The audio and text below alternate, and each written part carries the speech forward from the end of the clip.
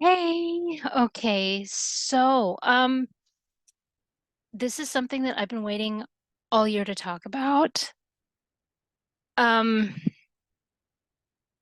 I've been kind of prepping for it. Now, this isn't scripted at all. No.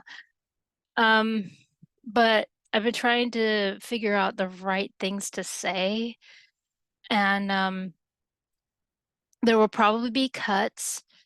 This probably won't be done in full tonight. So just be aware of that.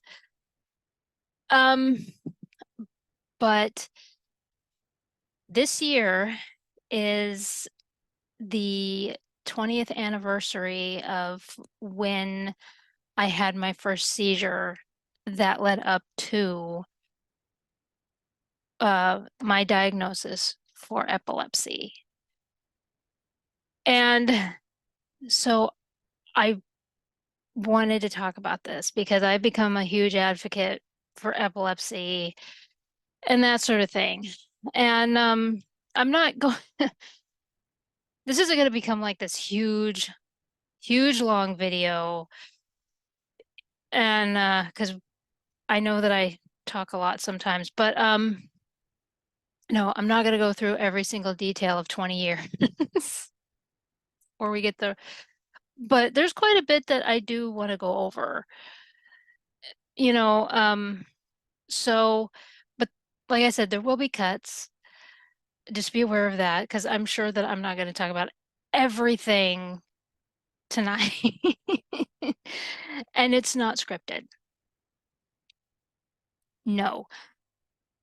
And the reason that I feel that I need to talk about this is because there's still, for some reason, epilepsy is overlooked. And I don't know why. It's like, this is something that I come across a lot is that, well, a seizure is a seizure. No. We need to get past that. We need to stop saying that.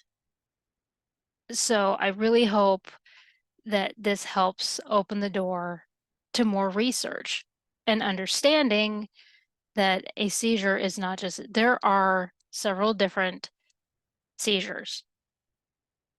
I've experienced them.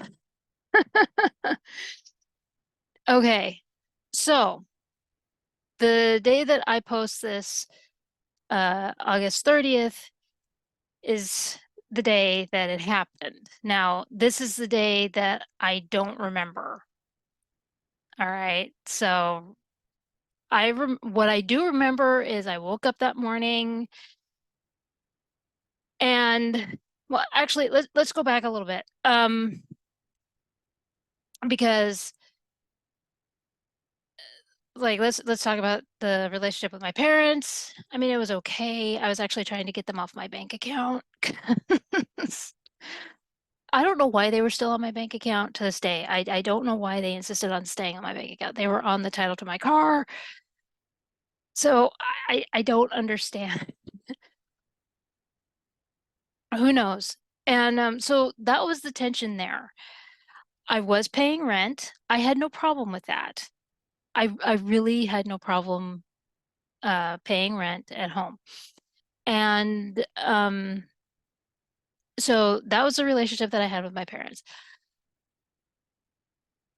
In August, let's see, in July is when I went on the cruise with a bunch of the girls from the studio. We danced on the cruise ship. Um, it wasn't as exciting as it sounds. No, it was kind of a bust. But and then I had to make the decision to stop dancing at the studio that I grew up in. And that was hard. I had to walk away. And so I was figuring out what to do from there. Do I put in applications at the other dance studios or do I just stop? And but yeah, so I was there. And then I was also on the fan site, the Newsies mailing list, and but I was also hanging out with a bunch of friends and all that. So life was pretty good. I was 21 years old. Life was good. So August 30th rolls around. I wake up that morning and I felt strange, but I passed it off as the best way to describe it is the kind of strange where you know you have a test at school, and so you're finding every reason in the world not to go to school. And so you're trying, it's like you're trying to make yourself sick almost. It's like you're trying to push that feeling on yourself. So when I woke up and I was feeling a little weird, um, I was like, well, I don't really want to go to work today, so I think that's why I'm feeling this way. It'll pass. So I took my shower and I was eating breakfast. Mom said that uh, I looked a little pale or I was acting a little strange. It was almost like I was in dreamland, kind of, like I wasn't quite reacting directly to what she was saying. She would ask me how I was doing, and then it was like I was delayed. And so I said, well, I'm not feeling quite right. And I said, but I think I'll be okay once I get to work. And the thing is, I worked in the mall, and our mall, the way to get there from our house is you have to drive down a winding road and then you have to cross a bridge. Keep that in mind. Just tuck it away. Think about that. Okay. So I drive to work and I'm sitting in the break room waiting for my shift to start, and I clock in. I go to my department. I worked in the shoe department, and I remember walking into the department, and the way that it was set up was there was a cash register right at the entrance of the store, at the mall entrance. And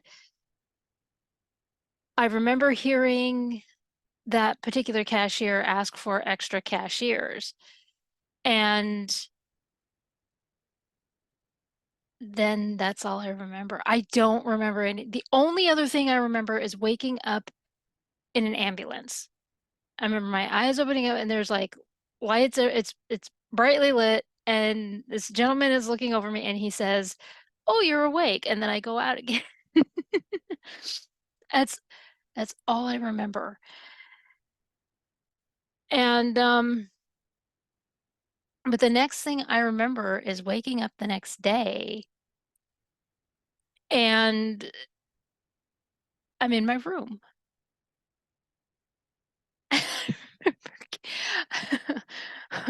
What?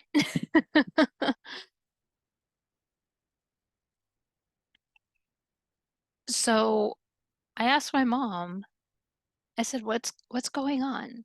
She said, take your shower. I will explain everything.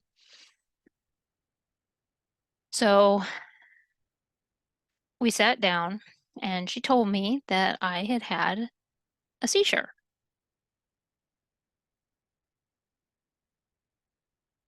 What?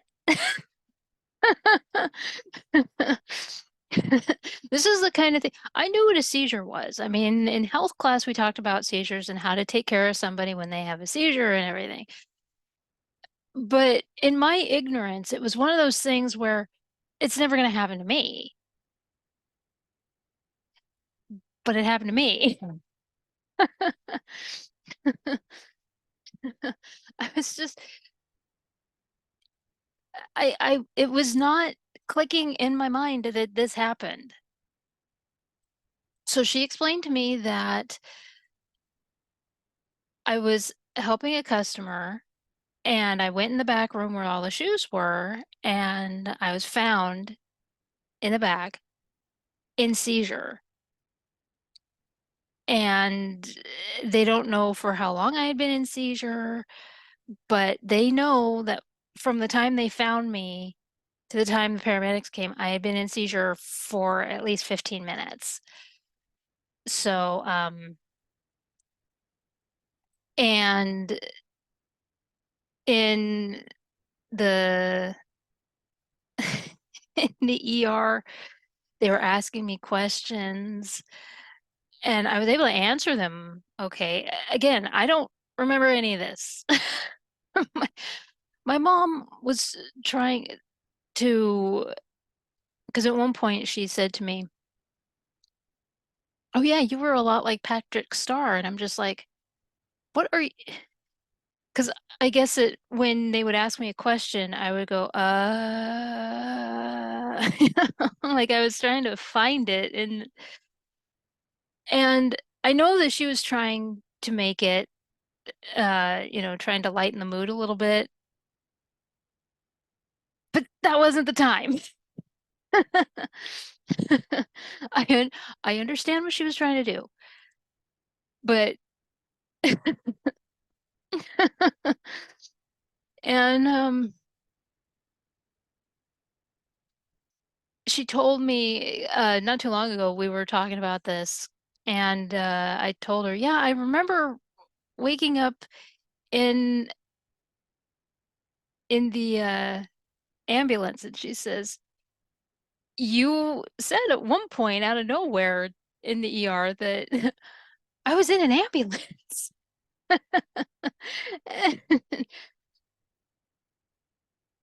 So in the ER, I don't remember anything about being in the ER, like at all. I don't remember them asking me questions, anything. And or any of that. So, I mean, this is just like you gotta be kidding. What? So they had scheduled a doctor visit for me and also a neurologist. And I went to the doctor and I had deep bruising on my back. I also had bruising on my shoulder blade, across my shoulders, and I had a bruise on my head. Come to find out that because there's a ladder in the back. If you've never worked in the shoe department ever, for one of those stores, in the back room, of course, it's a lot like if you remember in Beauty and the Beast where she has that ladder and she's uh in the bookstore. It's kind of along those lines. We had two ladders. There were two separate sides, and we had this ladder that we would pull back and forth. And so when I was helping this customer, um, we don't know if I went into seizure first and then fell off the ladder. We don't know how high I was, but there was a pile of boxes around me. And so yeah, so I had hurt my head and everything. Yeah, I was I was beat up. I beat up myself. I didn't find it funny at the time. Yeah, it was I can laugh at it now. But back then it was just like everything was coming at me at once. I mean, like I had this bruising on my back, I had bruising on my shoulders, bruising on the back of my head. And the doctor told me that I couldn't work for about 6 months. And I was just like, they're gonna fire me for sure. I loved the job at Sears. I really did. I think that was like my favorite job next to teaching kids at the dance studio. I mean, those were, I think that was equal. My two all-time favorite jobs ever. I don't know what it was about working at Sears, but I absolutely loved it. I loved going into work. And until the merge happened. I worked there when the merge happened, and we all knew that that was the beginning of the end for both stores. Oh gosh. Yeah. And I stayed there for as long as I could, and then I had to leave. But um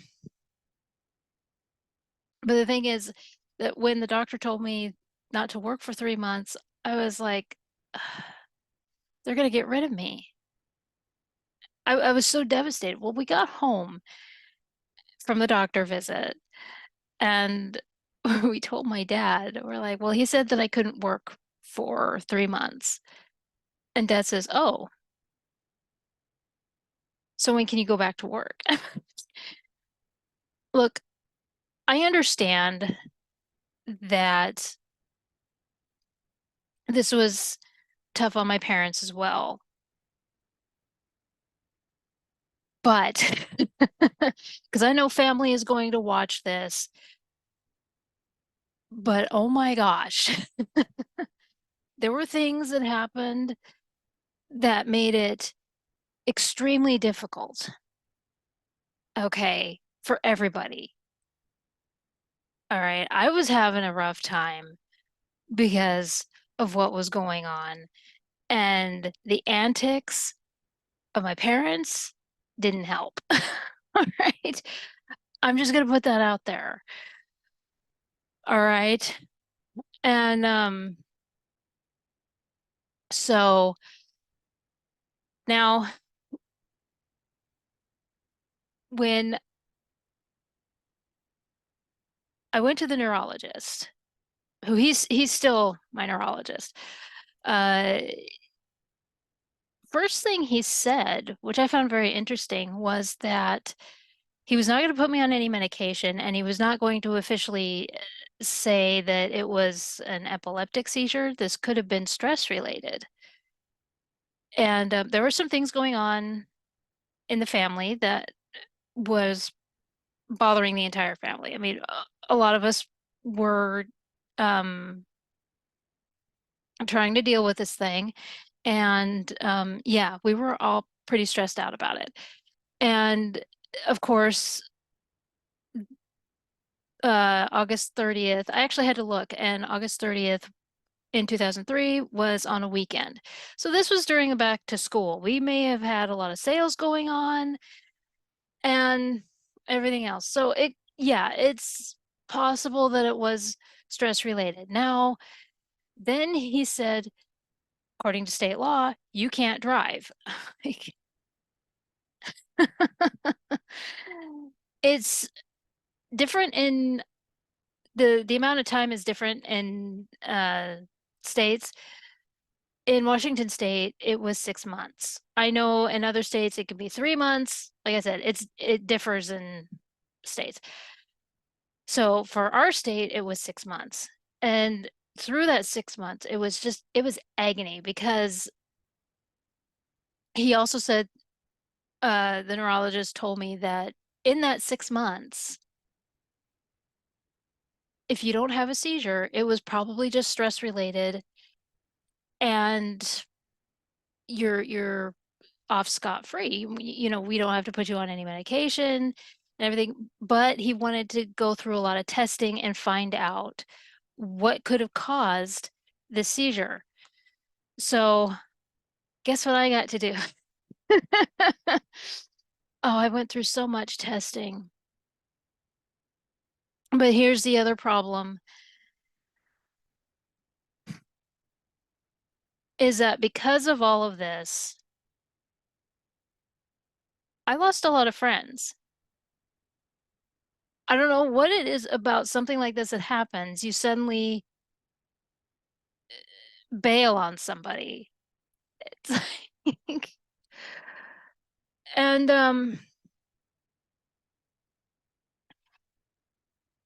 and there were um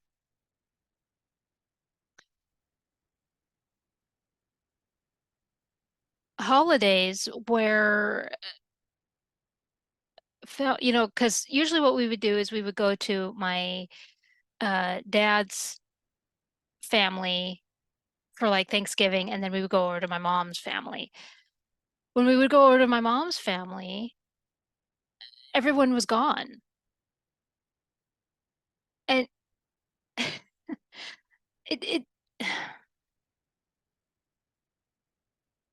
and of course here I am. I really felt like I didn't want this. I was trying to figure out, even though we didn't know if it was just stress related, I kept thinking I just want it to be stress related. I just wanted to be stress related. I just wanted to be. And it didn't help that my parents were checking out. Again, to family who are watching. All right. One thing you have to understand is in the last 20 years, I have gone through every single emotion you can think possible. Okay, I've gone through anger, depression, all of it. Okay, but I have also gone through a lot of reflecting. Okay, my parents and I have fought like crazy. Right? Right now, my parents and I are in a good place. Back then, we were not. These are just memories. Okay, I want you to understand that. These are things that happened. Do I hold anything against them? No. This is stuff that happened. Okay. I don't want the family to go torch and pitchforks against them because I've already forgiven them for the stuff that they've done. Okay. It's not going to solve anything to go after them. It really doesn't. The reason that I'm bringing this up is to understand what to do and what not to do when helping somebody. These are the things not to do. Okay, please understand that. I love my parents. Okay. And again, I understand that when it's a traumatizing experience like that, like this, you're gonna make mistakes. Well, they did. Okay. Please understand that. All right.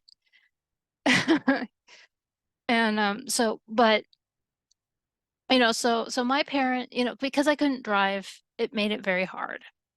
Okay, my dad, um, I understand that because this bothered him, he didn't want to be a part of it. I didn't understand it and I didn't want to be. I relate so well. Yeah, so I get that. And but there were certain things that mom did that were just very upsetting. There was a time where she told me that I need to come to the church and I needed to get prayer. So I came to the church. There were people that I didn't know saying, "Do you have your seizures under control?" I had one. What are you talking about? And so I was sitting down with mom, and all of a sudden, all these people group around mom and dad. Mom starts her crying act, and they're praying for her. And I mean, it was just this big thing. And I walked home. I just, I was just like, okay, because it was like this whole thing. She wanted me to get prayer because of, the fact that I had uh gone through this whole thing. I was the one that fell out off the ladder and had a seizure and everything. They didn't. It was attention seeking from what I was seeing. And so and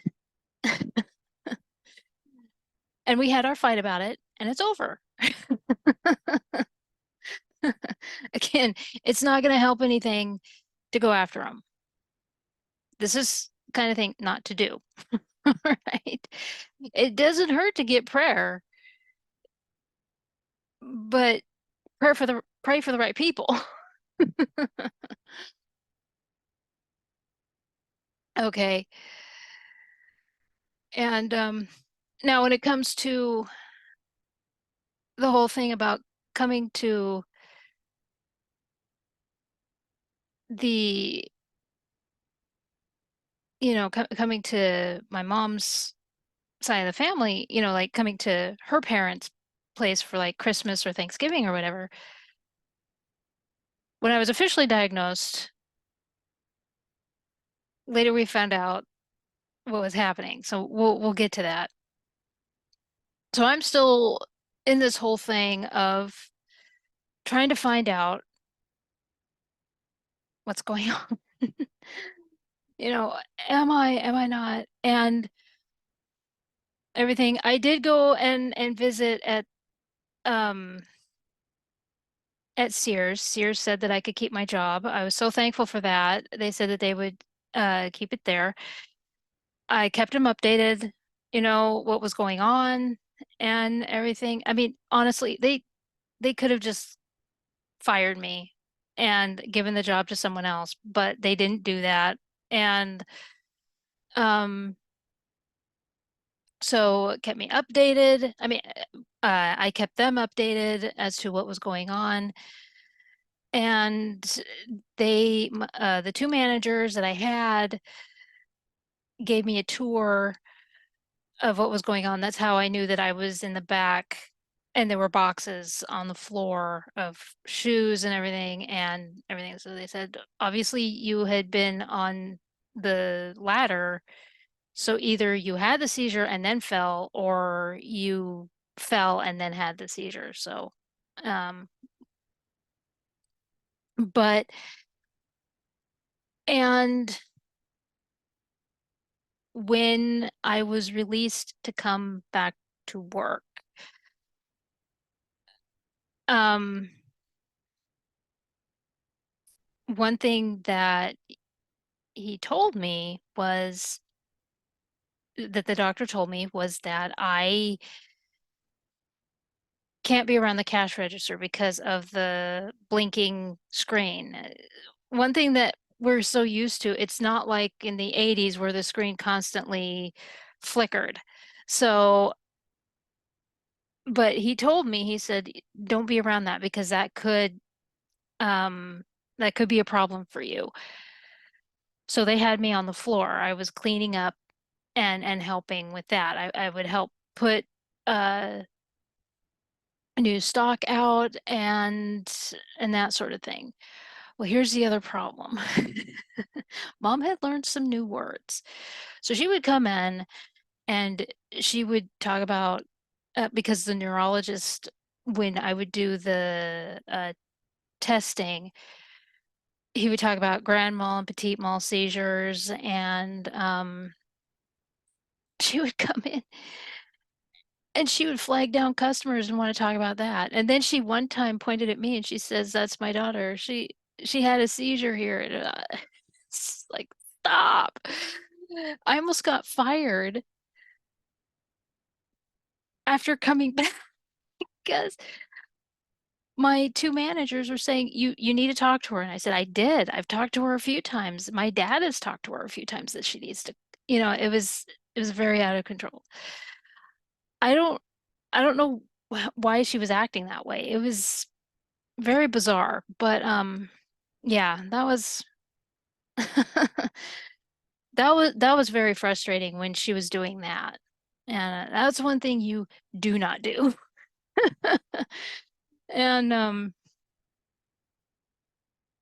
but she finally quit, and just even when my manager told her, you because one thing that I really appreciated was that one of my managers told was obviously reading up, and in case this was epileptic, and was telling my mom, you need to keep her stress free. This is not keeping her stress free when you're doing this kind of stuff in her workplace. Stop it. And I appreciate my dad where he was telling me to ask for benefits. Yeah, the one thing that I didn't appreciate about uh Sears was they the way that they did it back then was that you had to work a certain amount of hours and they would work me just under the amount so that I could qualify for benefits. And I thought that was a little sleazy, but you know, yeah. And but Dad would constantly, and it was like no matter how much I told him, I've already asked, I've already he would come back at me and I'm like, I asked. Do you understand the words? And so I was back to work. Now with the fan group that I was a part of, which is the Newsies mailing list, I've talked about it. Um, things were still I mean, they were pretty supportive. I was because again, I mean, this whole thing was not so, yeah, it was traumatizing. Let's just be honest with each other. It was very traumatizing to have something like that happen, and then you're having to go in for testing all the time, trying to figure out what's going on in my brain, going in for MRIs and CAT scans and all of that stuff. And I was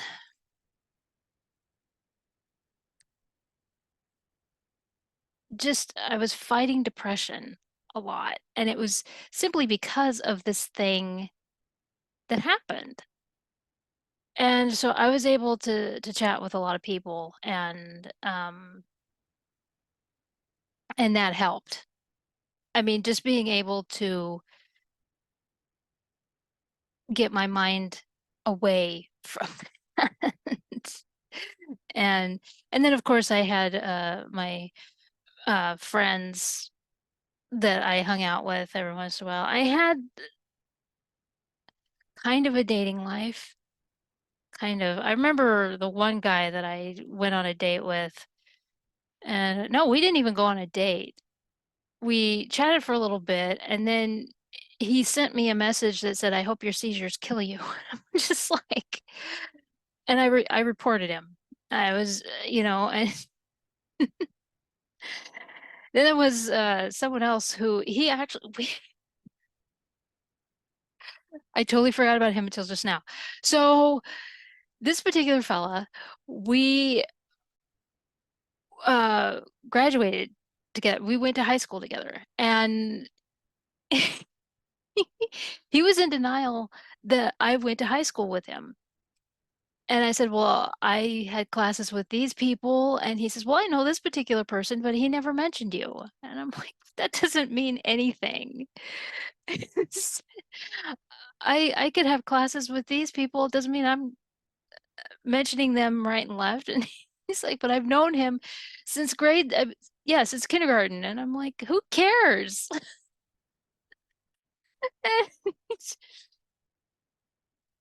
Oh my gosh. Yeah, we went to a bar and he flirted with everybody, every girl in the bar, and ignored me the entire time. The waitress was so done with him. I mean, she was mad. And I mean, oh gosh. She even said to him, "You're being an asshole." And like the last message that I got from him informed me that I wasn't in the yearbook. And I said, "Yes, dude, I'm right between these two people in the year. Look at our every year. I'm between these two people. What is your problem?" And yeah, I remember that. I totally Oh my gosh. Yeah, I had remembered him and then forgot about him. Yeah, my dating life was pretty much dead because I was uh being going to the doctor's office so much. And plus I had such low self-esteem because of this thing. And also because I couldn't drive.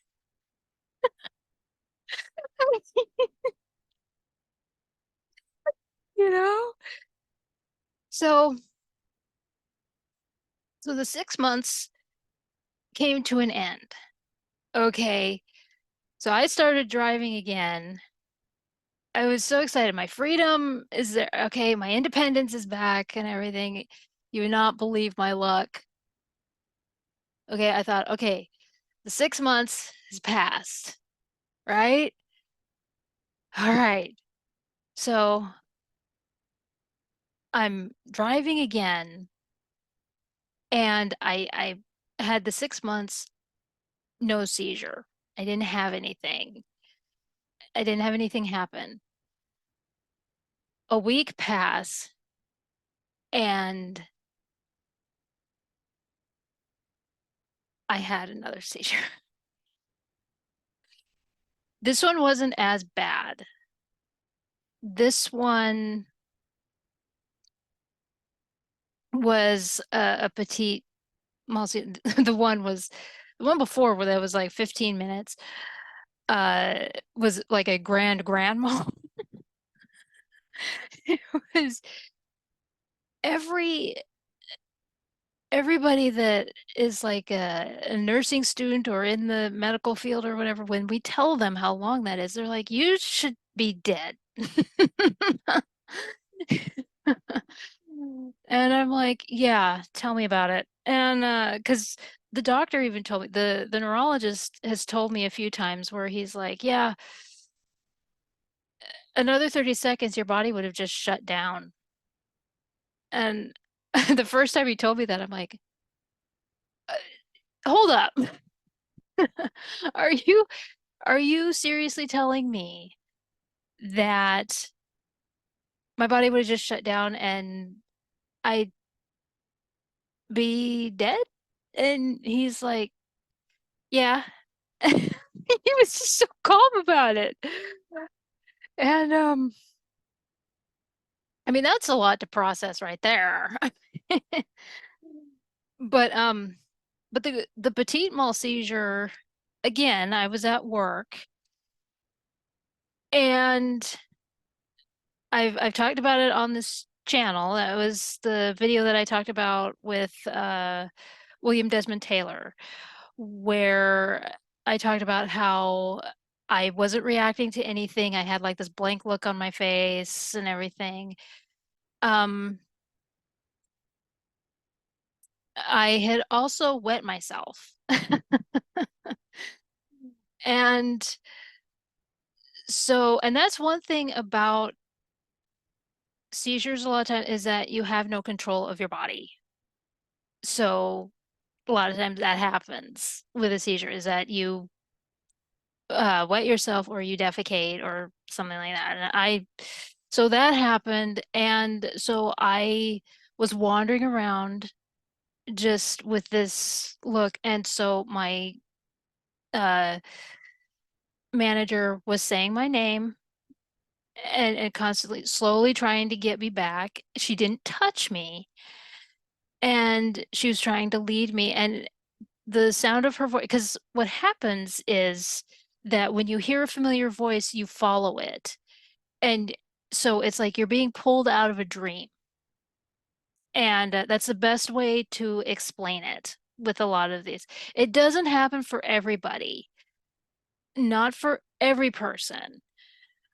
Um, but anyway, she was able to get me into the break room. She had me sit down, and once she realized, when she was asking me questions and everything, and I was starting to actually answer them, where it was obvious I was back to reality and everything, she had me go into one of into her office and sat down. That's when I realized that I had wet myself. Very embarrassing, but yeah, it happened. And so, but again, I mean, when that kind of thing happens, you lose all control of your body and there's and so the petite mal seizure happened. We had to go to the doctor again. I couldn't drive for another 6 months. Oh man. So then we go to the neurologist and he says, well, I hate to say it, but and this is March at this time. Okay. So April was when the massive seizure happened. Okay. Well, in um March of 2004, that's when he says, well, I you have epilepsy. And there's no other way around it. I mean, you have epilepsy. It wasn't stress related. You have epilepsy. When we explained what had happened and everything, he was like, "Yep." And I was so devastated. I just remember I was so heartbroken because this wasn't what I wanted. I really, really did not want it. And I remember the ride home in the car, and I told my mom, I said, "Don't tell anybody. I will tell people at work, but I want to tell people when I'm ready." Mom was like on a mission. She's on a mission to get home. She bounces out of the car and she's on the phone.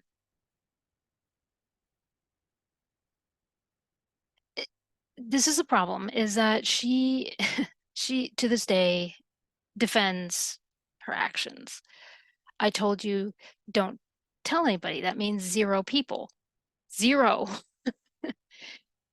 And she says, well, I only told this person and this person. And it's like, two is not zero. And again, arguments happened. And it's like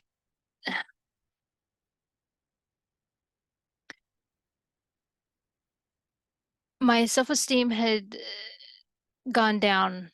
It was completely deflated. But the other problem was I was feeling like I wasn't heard. I just was not heard. I told her, don't tell anybody. And she's telling all of Longview about something that wasn't any of their business. You know, again, we've had the arguments. It's over. Okay. This is stuff that happened. It's memories. Okay. And so, but it just that's one major thing that needs to stop is when you know somebody that has a medical condition, you need to listen. You have to listen to them. Because I really felt like I was shoved aside and people were making decisions for me. And it just, not everybody was like this. I want to make that very clear, but there were quite a few people who, such as my mom and my dad, and not always my dad. I do want to make that clear, but just, and gee, can't understand why I rebelled.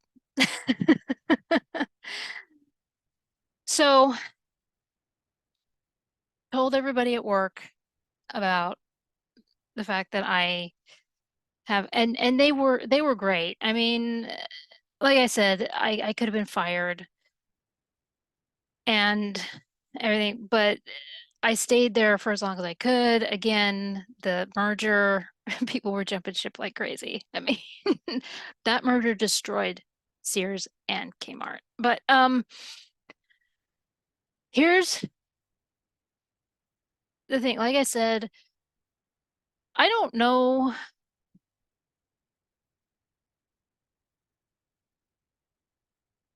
See, because epilepsy actually runs on my dad's side.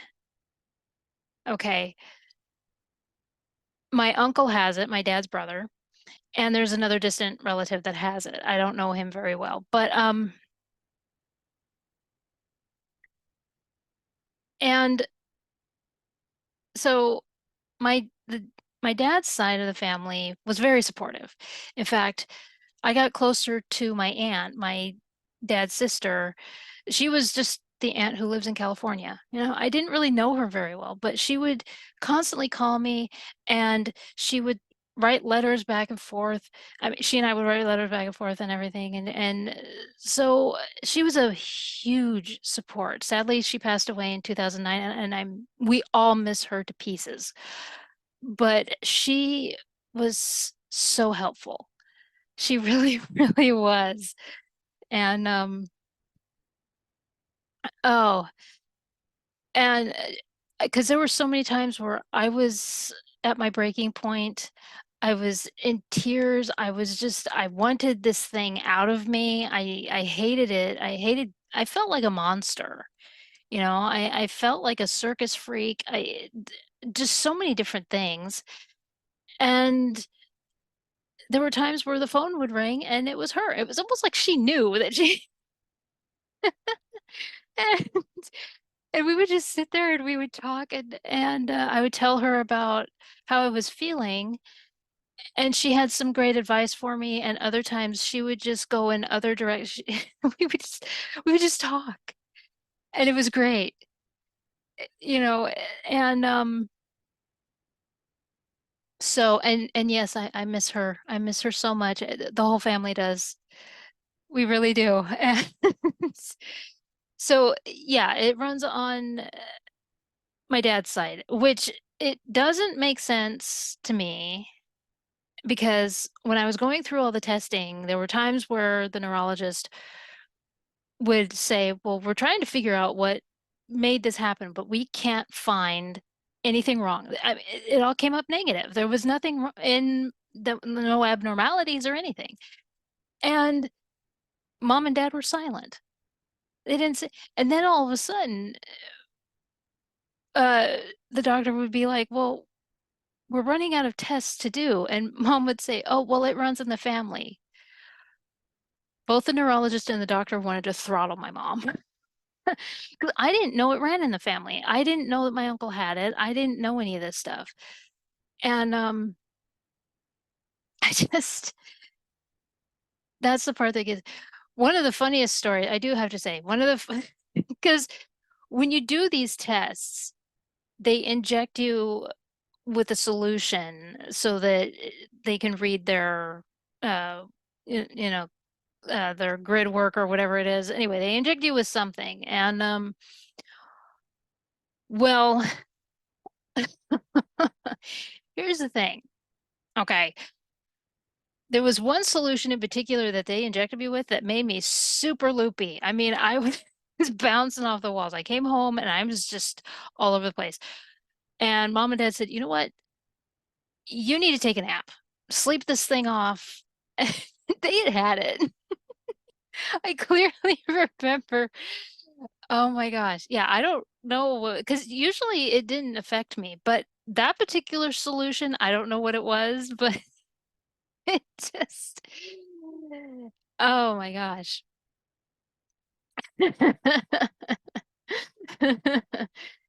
Yeah. And but on mom's side of the family, I don't know where because somebody said to me that the reason that the family kept disappearing for like holidays like Easter and Christmas and Thanksgiving and everything was because they thought that it was contagious. And that's why they stayed away from me. Now, I don't know who dropped that. Y'all need to do some research, okay? Because it hurt so much. To,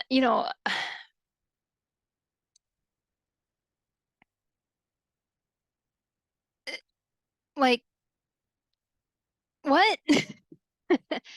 This thing is eating at my brain. Okay.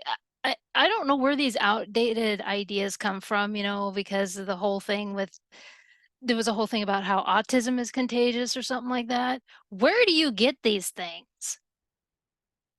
Where do you get these bullshit ideas? So now you're saying that epilepsy is contagious? No, it's not. And first of all, why do you take the first thing you hear as fact? Did you ever stop to talk to me about the one that has it? The one that has to deal with it? No, you didn't think about that. See, that's the part that bothers me so much is you take some random person's,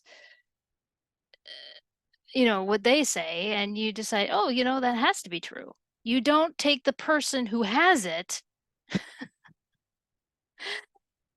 because I gotta tell you something. When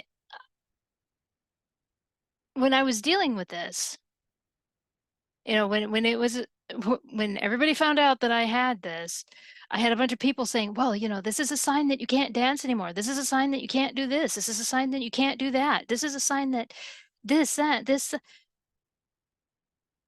And I just remember being so irritated. It was like, okay, so I have something that I don't understand. These people are coming after me over something that they've never heard of. Nobody knew what epilepsy was. Nobody had ever heard it before. Yeah, people knew what seizures were, but people had never heard in this small town, nobody had ever heard of it, of epilepsy. I'm I'm not going to believe that people knew what epilepsy. They don't know what epilepsy is now. And I just remember going to the doctor's office and telling him about it, and he's like, I didn't know there were that many people that had medical degrees. And he's like, don't listen to them. Don't just don't. And and I didn't. As soon as he said that, I'm thinking, yeah, how is this a sign that I need to quit dancing? If the doctor told me that I needed to quit dancing for one reason or another, okay, that's one thing.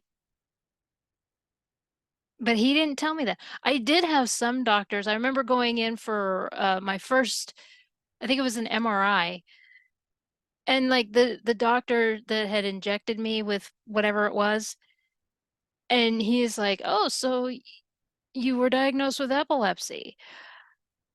And he's like, that shortens your life expectancy. You're lucky if you make it to 40. I remember sitting there freaking out. I remember telling my neurologist about that, and he's like, "Who told you that?" And he's like, "It might um shorten your life expectancy." He says there are people with epilepsy who are in their 80s. He's like, it all depends on the person. He's like, he was really mad that somebody had said that to me. And and for the record, I'm 41 right now, so my uncle is in his 70s, so and yeah, I had so many people who suddenly were experts on something that they had never heard of before until they suddenly heard that I had this thing. That's the thing that really annoys me is that they suddenly hear the word and then they're an expert on it. Stop. Because you expose yourself for being an idiot. You're, first of all, I had my mom's side who thought that this was contagious. Okay. Yeah, because there were like 2 or 3 years where we would come to my mom's parents' place and everybody had left. because they didn't want to catch the epilepsy. It's epilepsy, not leprosy. Good, good Lord. It really did. It really hurt. And with my self-esteem being as low as it was, my depression was all over the place because of the fact that my family didn't want to have anything to do with me. It was just it was just like, great, I'm a freak, you know? And and then when I left Sears, I was trying to find work. I had never been discriminated against before. It, I had asked for advice from my doctor. I was like, well, do I put on my resume that I have this? And both my neurologist and my doctor said, well, it's probably a good idea because they need to know for safety reasons. I heard so many different excuses. Like, I had one place tell me that they couldn't be bothered with calling for a paramedic in case I have an episode. And I'm thinking, but you call for one if there is for a customer, but when it's one of your staff, you won't do it. That doesn't make any sense. Customer, fine. Staff, no. Personal safety of your staff. No, that's too much work. And they tried to do this whole thing of how I had one place tell me that I was overqualified. That one didn't make any sense considering where I was applying for, and I'm like, how am I overqualified? And then they did a runaround kind of a deal, and it's just like, okay, yeah, I heard it all. I heard it all, and I continued to hear it. Even when I was living in Seattle, I was hearing so many stupid excuses as to why they couldn't hire me. This was brand new for me. The fact that they refused to hire me because, and at the time, I didn't know that that was illegal. I had nobody told me. Nobody told me that. My doctors didn't even tell me, which again, they should have. But it wasn't long before I was hired by a shoe store, which I enjoyed that job. And so um but yeah, that was a tough one. That was a tough one to take. Being discriminated against because of something that I had no control over. Like, sorry. Yeah. I remember the first time somebody told me that I couldn't be hired because of this, and it was like, and then I started to not mention that. And I remember the interview, and then because I lied about it, they didn't hire me. And then I was like, well, what am I supposed to do? And I don't blame them because, of course, yeah, when you lie about something, they're not going to hire you because they don't trust you. And I was just, but when I was honest about it, I was not getting the job. It was it was so frustrating. But I had uh when I had left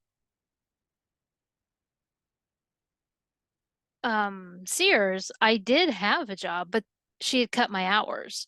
She told me that I had all these hours, and then when I actually started working there, she'd cut my hours. And but but that particular studio is known for, if you weren't raised there, she's going to treat you like shit. So, and yeah, she was hoping to get a lot of information out of me because I used to uh go to another studio, and when she didn't, man, and that's the whole reason why I just walked away from dance altogether, is because of her nasty treatment towards me. And so so before you get the wrong idea, no, she was not nasty to me because of anything having to do with my medical condition. No, she was just a bitch to me because of uh the stick up her butt because of dance and everything. No, she's always been like this. She's been that way towards other dancers, and her nasty treatment towards me really put a sour taste in my mouth. I had never I knew about the way she was, and I just got it in I got it like triple. It just yeah, and I don't know why. But anyway, but while I was working for her, what's interesting is I was talking with uh one of the moms and told her about how I had just gone through another test for this epilepsy that I have, and she says, "Well, so you suffer from seizures?" And I said, "I've had a couple seizures. I think I had a third one after that." And she said, because I'm trying to remember when I was put on the medication. I don't think I was on the medication until 2005, the beginning of 2005. Anyway, or no, I had to have been on the medication right after I was, anyway, um, but this particular gal was talking about the surgery and where they take the seizure. Yeah, and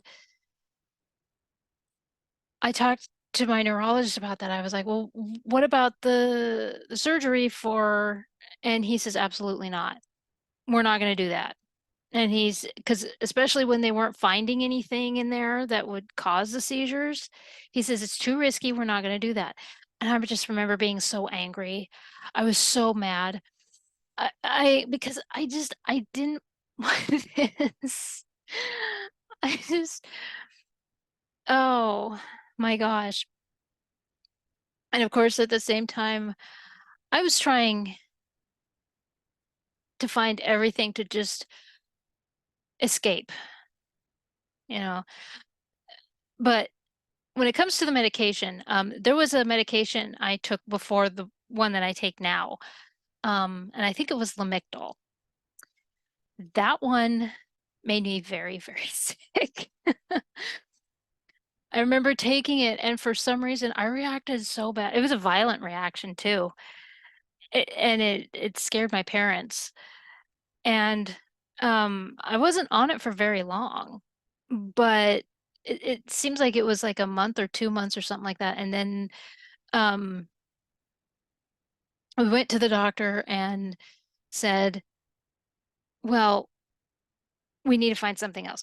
Well, at the time that I was put on, that I'm on now, it's right here actually, um, uh, zonisamide, and I think the other term for it is Zonogran. Um, it was brand new. Now, the thing about medications is it may work because what the neurologist told me was that he was very concerned about how it would react for women. because there's a whole thing of may work for women, may not work for men, may work for men, may not work for women. And this is something that happens a lot. And especially when they're doing testing in epilepsy, something uh, in connection with epilepsy, you see it more in women than you do in men, or you see it more in men than you do in women. And, and everything. And again, I've come across so many people who don't know that because they don't read the data. So anyway,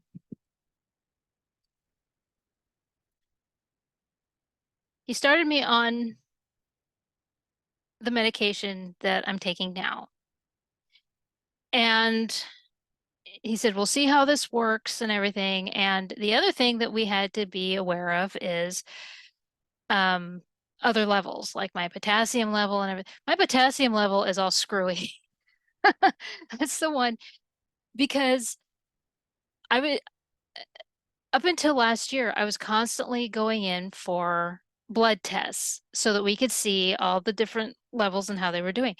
And the only one that wanted to be a problem was that potassium. And he says, maybe that's just your rogue uh level. It just doesn't want to work and and because he was concerned, my neurologist was concerned that I would have to take potassium pills. I hate taking pills. I hate taking these pills. And so when we started talking about slowly tapering off the pills, I was like, yes, let's do this.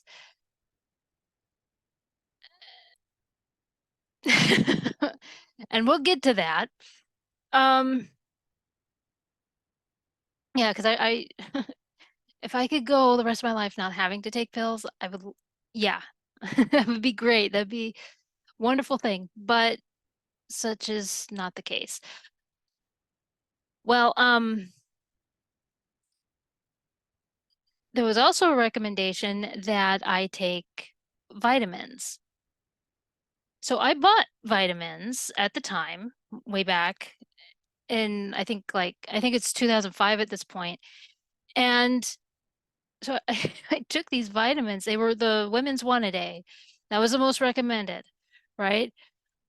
Took these vitamins and they made me violently ill. I mean, I figured take them in the morning.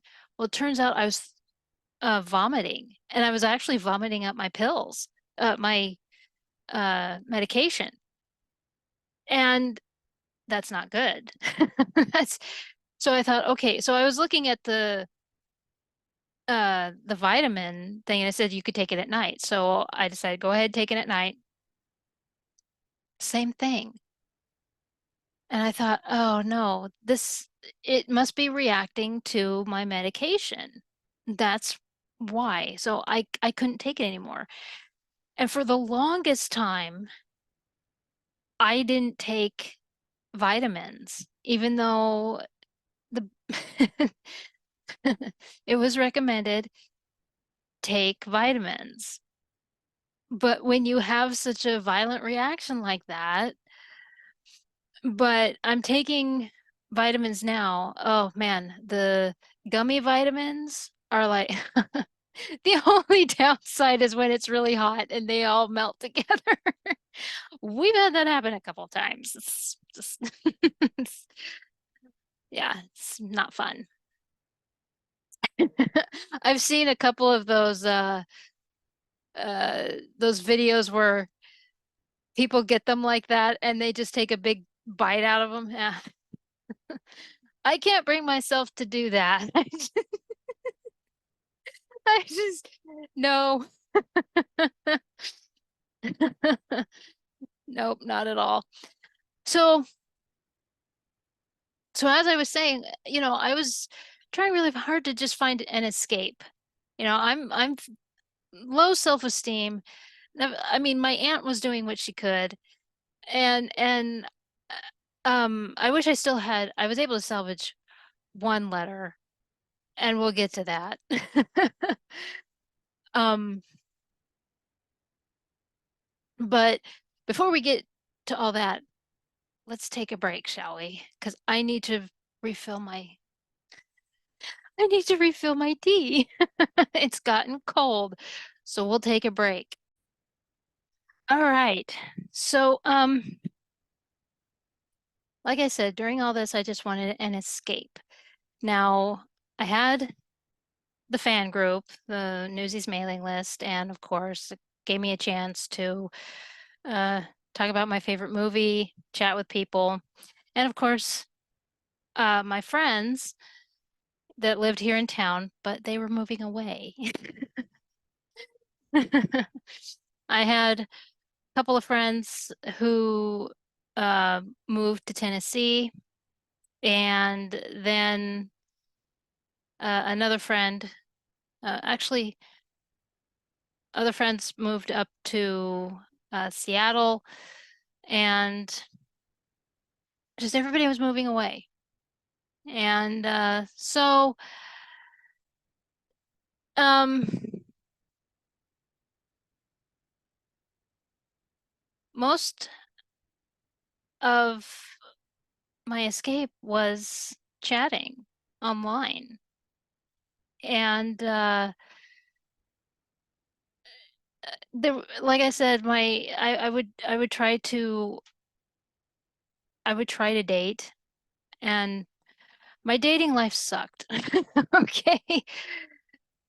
And like I remember one time uh talking to somebody online, and we went and we met up, decided to go to the mall, and I was ditched. I sat there for like an hour. They said that they had to go to the bath. It was a whole bathroom routine, and that was the first time I had ever encountered it. And yeah, I d- so and here's the thing is, of course, 2004 is when the emo scene picked up. And I mean it really picked up because of course American Idiot happened, and Three Cheers for Sweet Revenge happened. And I mean, I remember sitting in my little apartment, and I had MTV going. MTV would still play music every once in a while. And they had where they were going to show this new Green Day video.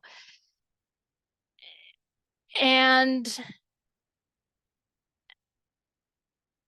they showed American Idiot. And I just remember where you hear dun dun dun dun dun dun dun. I turned around because I was working on something on the computer, and I turn around and I watch the entire thing, and I'm just standing there watching this video,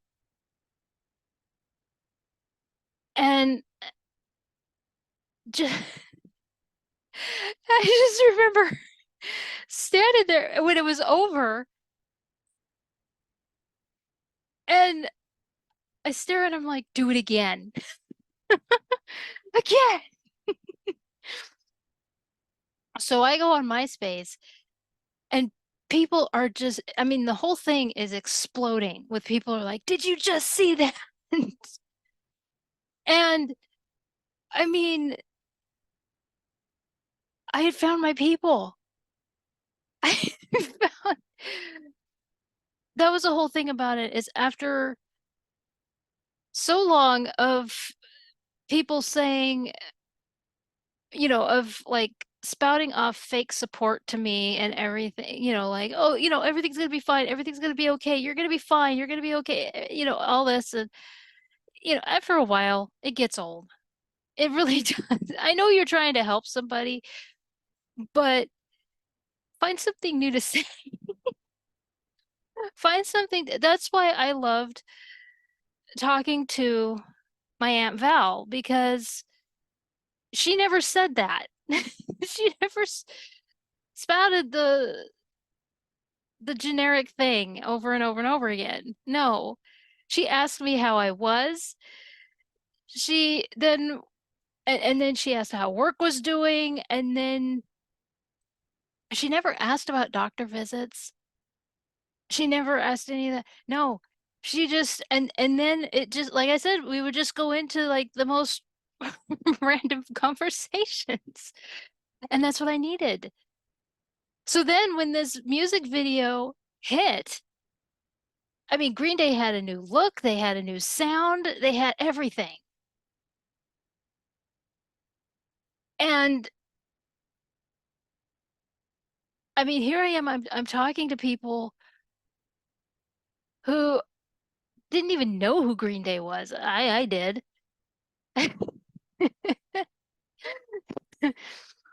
And it still blows my mind that it had only been 10 years earlier that I was in middle school and listening to Dookie. And then here I am, 2004, at yeah, 22 years old. It's that's not supposed to happen. 12, 22. Yeah, it's no. That's so weird. So, but I just when I was working at that dance studio, I remember there was one class because one of the teachers was on maternity leave, and I was asked to teach her classes. And but my boss, because I wasn't raised in there, I didn't go there my whole life, she encouraged the students to not listen to me. And that's what they did. And so they're sitting there not doing not doing a damn thing. And they said, "Have you heard this new band?" So they're talking amongst themselves and they're like, "Have you heard this new band Green Day?" And I said, "They're not a new band." And they said, "Well, what would you know about it?" And I said, "Okay, this is since you know everything, I have to teach you next week. And if you can prove to me that they're a new band, we'll listen to them in class. We will listen to Green Day in class. We will listen to American Idiot in class." So the next week rolled around and they were they were pretty pissed because obviously they couldn't prove it. And, oh my gosh. And then they were just doing like the whole thing of acting like robots where they would yeah, they and I would try to fix their arms and they would fix them back and I was just like, okay, if you want to be a little shits, I guess that's something your teacher has to put up with, has to deal with. And the attitude was off the charts. And but so it was that kind of thing that just turned me off of dance.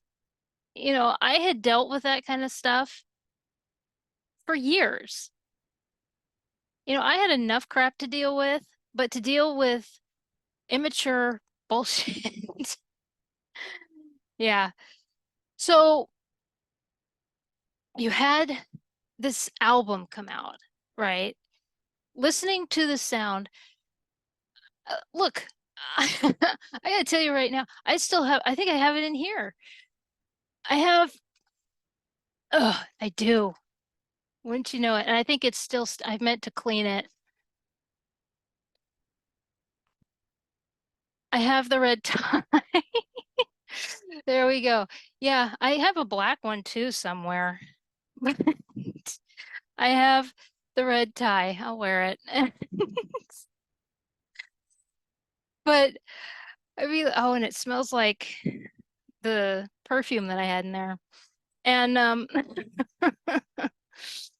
one of those Bath and Body Works. And but anyway, So,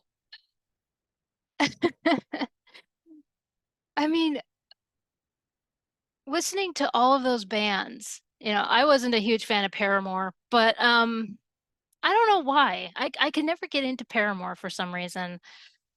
But and it seemed like everybody was into Paramore. Everybody loved Paramore. And I just I don't know why I couldn't get into Paramore. But but I had found my group. After like a year of just, or not even a year, I don't think. But here I was taking medication for a thing that I didn't want and going to the doctor all the time. I felt like Frankenstein's monster in a way. Just a massive freak. And then I don't know what it was about that music video that just changed everything. And then when it was um uh I'm not okay. I think that was the one. I don't think it was Helena. No, no, no, no, no, no. My brother came home from school and it was the Ghost of You that he had seen at school somehow. And he says, "You got to see this." So he went on MySpace. Now at that time, okay, um, YouTube wasn't around yet. YouTube wasn't around until 2005. This is 2004. So yeah, oh, the good old days. So he's on MySpace, on the official pages, they had set up where the video could be played for these bands. So you would go on their page and they would have like this little thing, like underneath where that little box was that had like the send a message and all that stuff. Yeah, they had that box right under the default picture, and then underneath the box it was like their video or whatever. I'm pretty sure that's where it was. And so so he went on there and he's showing me and he showed me the Ghost of You. Well, then that's when I started looking for their other videos. Well, then MTV showed Helena. I remember watching Helena and I remember as a dancer, I thought that the routine was just everything. I would nitpick. I was like, everything wrong with it, you know? There's a channel on YouTube that's like everything that's wrong with this movie and everything that's wrong with that dance. Because dance was everything to me, and so I did that. But no, not anymore. Not anymore. And everything about that video is perfect now. And but I just remember I wanted that Helena dress. I still don't have it.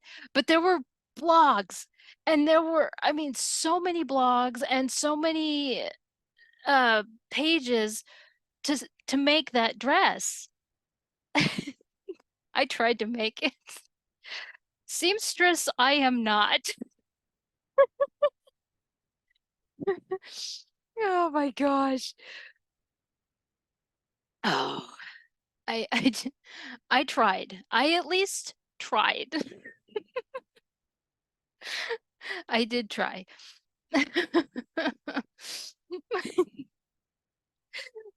Oh man. I remember buying all these different because I tried so hard to piece it together and I just remember the one because I with the corset top um I either made it too small, like massively too small, and I remember trying to get it out and I had to,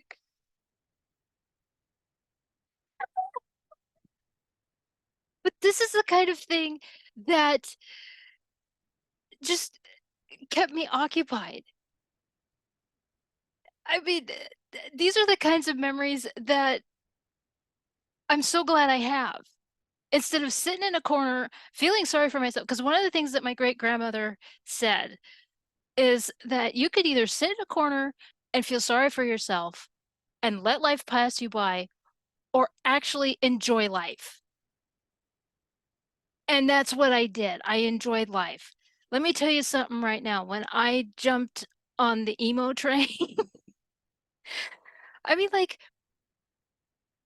my emo friends, we would go out at the parking lot at the mall, and we did the car surfing, in the video Holiday, where Billy Joe is on the hood of the car and he's car surfing. We did, we challenged each other to figure out how long we could stay on. And I stayed on the longest.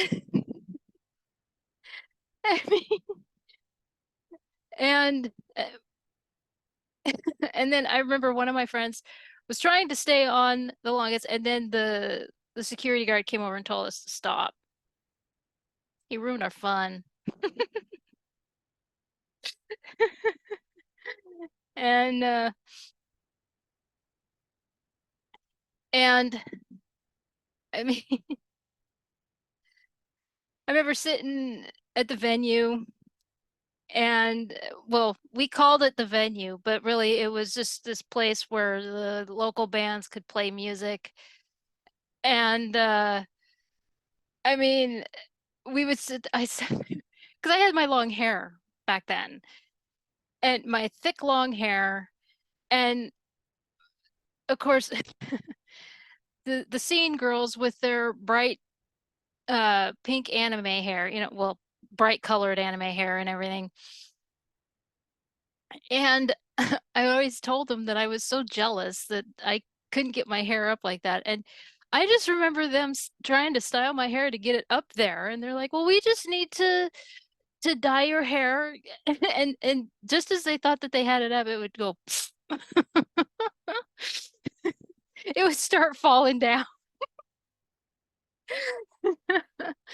We would we would hang out there, and as the bands were warming up, a lot of times they would be covering songs, like the My Chemical Romance songs or Green Day songs, uh, even 30 Seconds to Mars, Avenged Sevenfold, whatever, you know, all of them.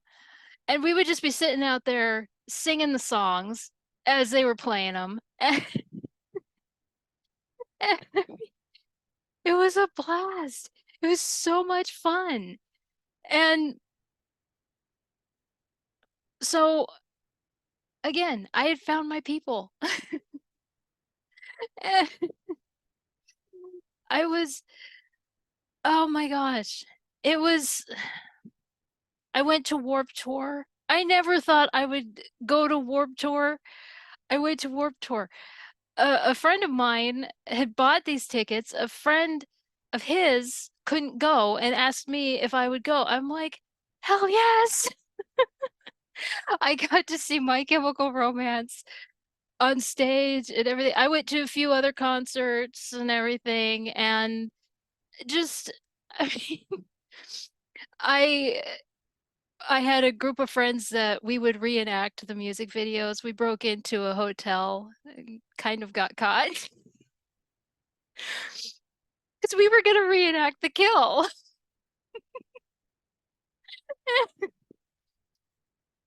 I had the outfit that looks like Brendan Urie's for I Write Sins Not Tragedies.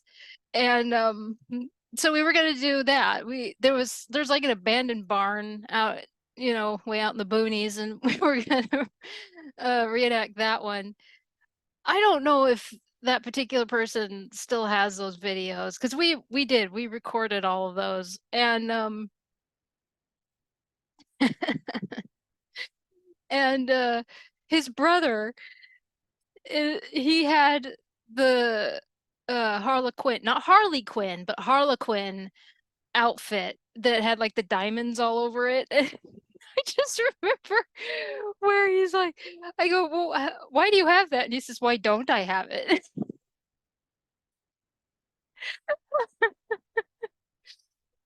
And and oh gosh, yeah, we never did do a Green Day. Yeah, we were gonna do American Idiot, and fights would always break out as to who was gonna be Billy Joe. That was the big, oh my gosh. All the pictures on MySpace of people showing off their Halloween costume of Billy Joe back then. I love it. Yes. And sitting in the car with my friends, and whenever you would listen to uh Jesus of Suburbia, and you had to be the first one to say, "I'm the son of rage and love." It was because as soon as American Idiot stopped, you'd be like on the edge of your seat. I'm the son of rage and love. Oh my gosh. Yeah. And but the thing is that I was still a little self-conscious. It's something to understand is that I was still a little self-conscious. I didn't want to tell these people that I was epileptic. I remember being at the venue, and I didn't want to tell these people because I had already lost a bunch of friends already. And my dating life was terrible I had because guys were saying that they didn't want to feel like a babysitter to me, which tells me they knew jack shit about what it was I had. And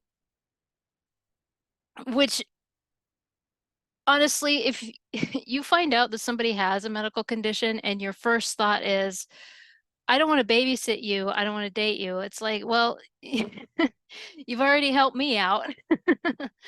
Obviously, I don't want to date you either because you're an ass. So, but oh my gosh, yeah. So I just I was having a hard time with this. I mean, I really liked these people. I was having so much fun, but I knew that I needed to tell them in case something happened, but I was scared. I mean, because I knew that if I told them, I mean, that if I didn't tell them and something happened, they'd be like, you should have told us. You lied to us, and then I would lose that friendship. So I remember being in the back alley with a couple of my friends. They were having a smoke break together, and I decided that I couldn't keep it from them anymore. I had to tell them. So that's when I told them. And um, they said, "Is that why you've been acting really strange?" And I said, "What do you mean strange?" And they said, "Well, you've been acting like you've been holding back on us.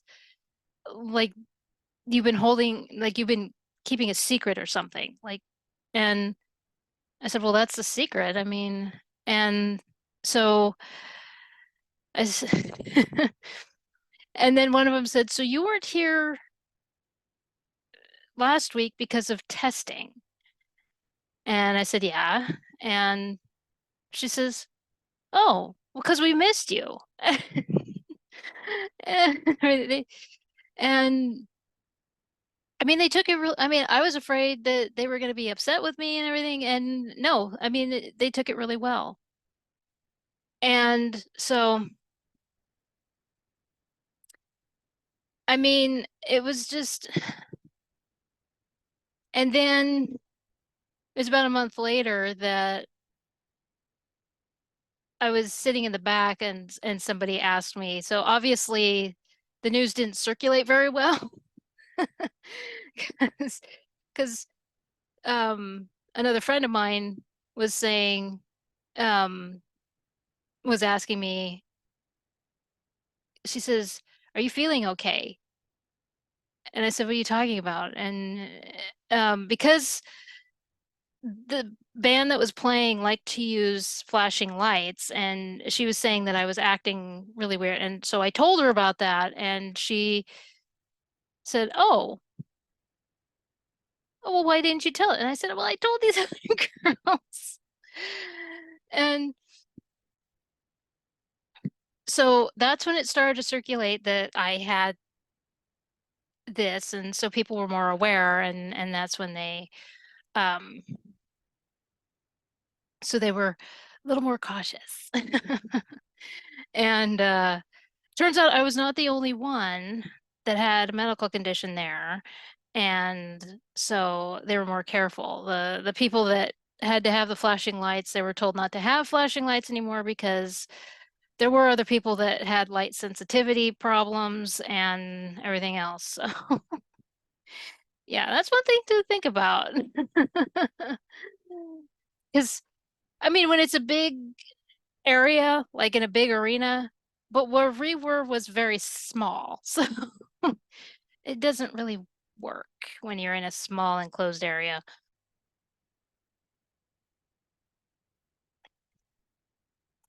So, but yeah, um, that was one thing that I really appreciated. No, excuse me, was that the emo scene was a lot like family. They were um we took care of each other, and I really needed that. Because as things progressed, um I had that.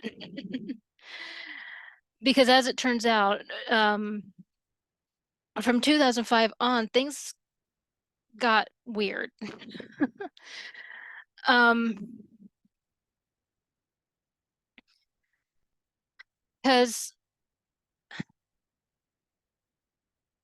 my family and I were going to take a family vacation. This was supposed to be the last family vacation before my brother and I parted ways. So we were going to take this uh vacation, and but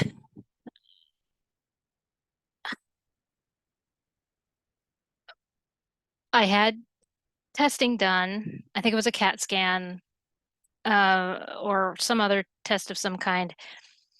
And as we were sitting there, um, again, my mom insisted on on sitting in every time my doctor gave the results and everything. I don't know why, because here I am, 21, 22 years old, and she's acting like I'm a 5-year-old who doesn't understand what's going on. So again,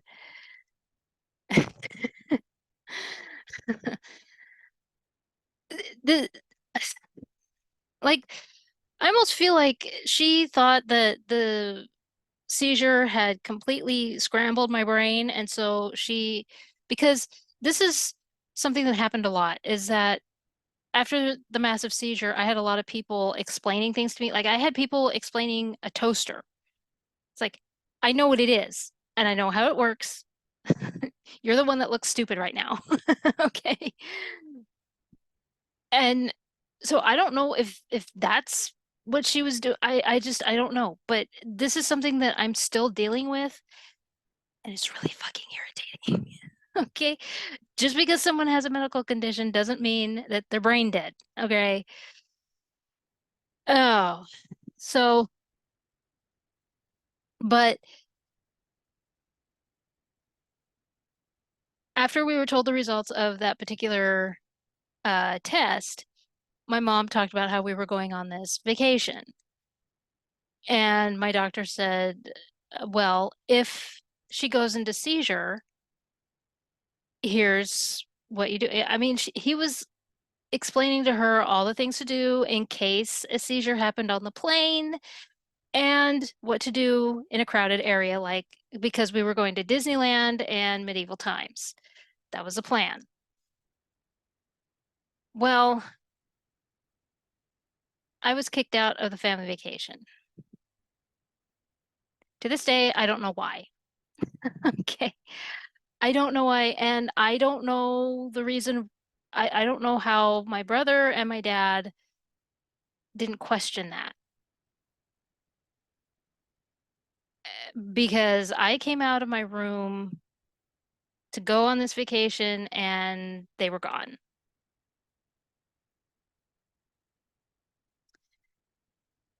But to add insult to injury, when they came home, they were accusing me of everything under the sun. They accused me of not leaving the house, which is untrue because I had left my job at the dance studio, so I needed to find work. I'd put in all kinds of applications and I had followed up on them. I had gone on a couple of interviews, everything else. Mom did the whole thing. She was like, "Well, I marked your tires." It's like, you just got home. How could you even look at the tires if you had marked them? They also said that they had uh, talked to the neighbors, and the neighbors had said all this stuff. It's like, okay, first of all, the day before they came home, I had waved to the neighbors before they left on their vacation. So the neighbors weren't home. On the other side, that house was vacant because our neighbors had moved away 2 months earlier. I'm not sure what the point was to all of this, but it wasn't attractive at all.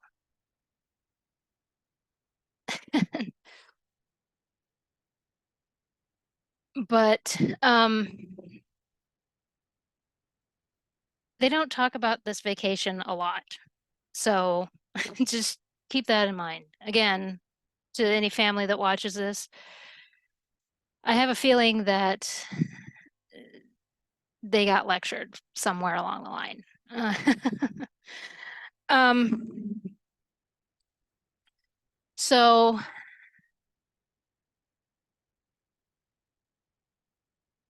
so yeah, but that's not the only time that I was kicked out of a family thing. It, that's the part that that bothers me is that because my grandparents had this trip to a museum set up, and I had no knowledge of this museum trip. They came into my store after that weekend and said, "Well, it's too bad that you couldn't come in. I mean, come with us." And I said, what are you talking about? What what do you mean?" I don't I don't understand. So then they told us, "Well, we we had this whole trip planned at the aviation museum, and your mom said that you couldn't come because you had to work." And I said, "I had the whole weekend off." And so grandma wasn't happy when she left. And when I came home from work, mom wouldn't look at me. And so that tells me that uh, words were exchanged. And yeah, and I would have loved to go to that, but and then there were a couple family reunions. One in particular, there was like this big water fight. I would have loved to be there, but I'm not sure what this behavior is about.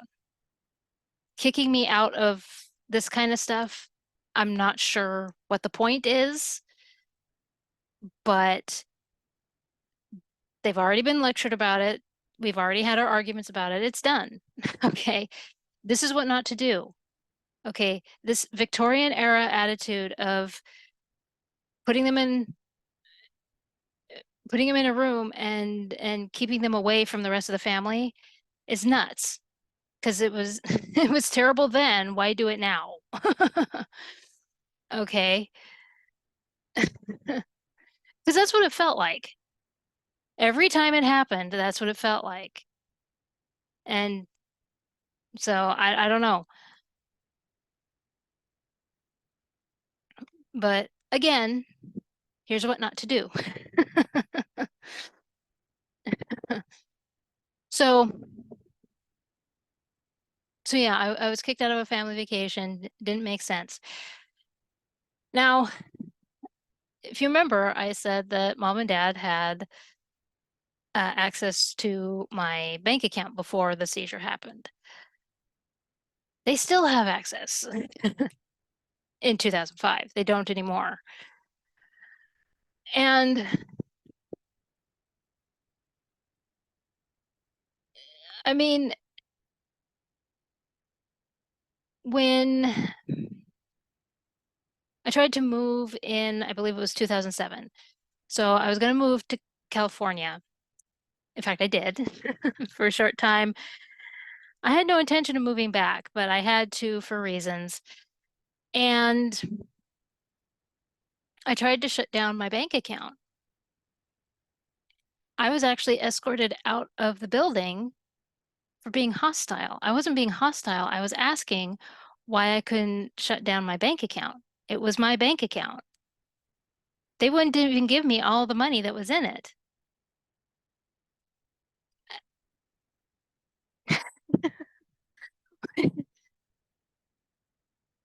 Yeah.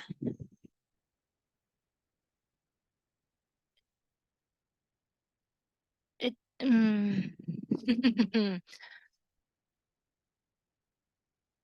Yeah. And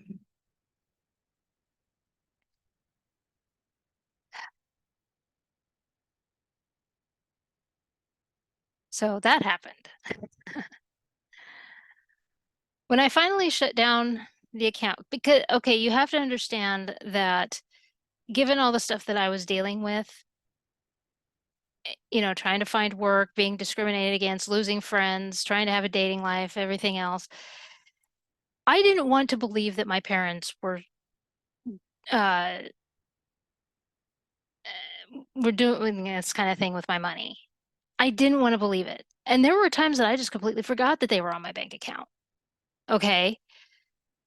And now when I was living in Seattle, my grandmother was nice enough to give me a certain amount of money so that I would have money for food and supplies for college while I looked for work up in Seattle.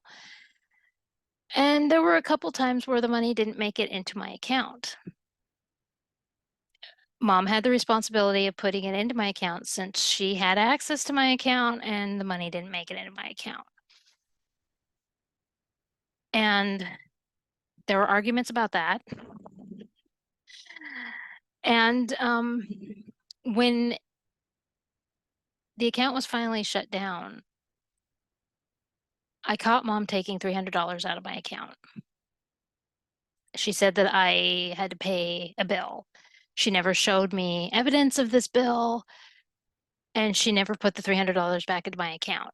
I went to the bank and I said, I just want this shut down. I even asked her about some of the excuses that were made for the last 10 years as to why I couldn't shut down my account and take my parents off of my bank account. And she says, who is telling you this? I was hearing so many different excuses as to why. And as it turns out, I found out that while I was in the ER one time, mom was going to the banks and telling some of the tellers that I was incapable of taking care of my money and that she had to have full control of it. This gal didn't buy it. She said, no, you can't just have word of mouth of it. You have to have um, written statements and everything. Why did these people just believe it? She says, no, we're shutting down that account. And I got to tell you, I shut down the account and then I came home about an hour later. Mom comes tearing down the stairs, bangs on my door, and yells at me, what did you do? And I said, what are you talking about? And she starts I mean, she comes tearing into my room, runs around, is flapping her arms, not making any sense as to what she's saying. And then she runs out of my room, does the same thing, runs around, flapping her arms. She lost control. She lost control of something. So obviously she had been doing this for a while. Okay. And but again, I want to emphasize I've done a lot of reflecting. Okay. Uh, uh, you know, going through all these emotions and everything through the last 20 years, everything, I'm not going to get that money back. I don't care. You know? I have a good relationship with my parents now. All right. It's not going to help to even try to get that money. And so it's over. Okay. Again, I'm just telling people this is what not to do. It shouldn't have been on my bank account. It shouldn't have even just, yeah. They made mistakes. Okay. I'm not here to shame my parents. Okay. I want to make that very clear. I'm not here to shame my parents at all. Okay. They probably thought that they were doing the right thing, but it wasn't. You know, they probably thought in the heat of the moment because of the fact that that I had that seizure and my mental capacity wasn't there. But the fact of the matter is, I got better. You should have taken yourself off. Okay. That's the whole thing about that. Okay. I want to make it very clear. I don't want that money back. I'm not going to try to get that money back. It's just not worth it. I have a good relationship with my parents. I'm not here to shame them. And I see it as they were trying to help. They thought they were doing a right thing. To be honest, being on your adult child's bank account is weird. Unless the doctor tells you that you need to be on there, you don't need to be on there. So I just want to make that very clear because, like I said, I can't stress this enough because I know that there are going to be family members that are going to be watching this. That's that's the whole thing about that. My neck is getting warm. Okay, I just want to make that clear. Okay, because I went through a time where I was very angry. I was very hurt. I was very upset by this behavior. I'm not anymore. It's just not worth it. Okay. And and I see it as they were trying to help. So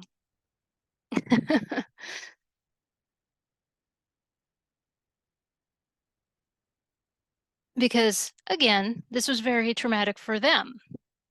You know, having something like this happen to your child, what do you do?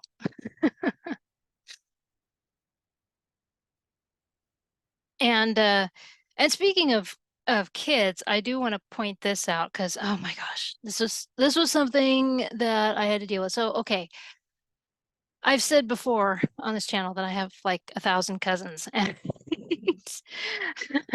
okay, well not that many, but so around this time, 2004, my oldest cousin got married.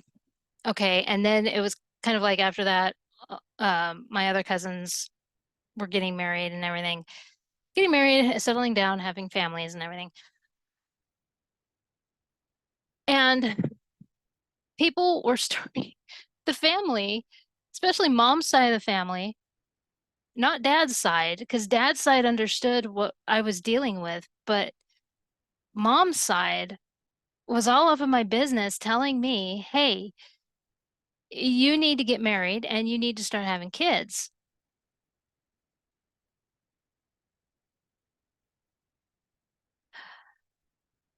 I just had a massive seizure and I'm going through a bunch of testing, and you're telling me that I need to get married and take care of another human being? Again, you're the idiot.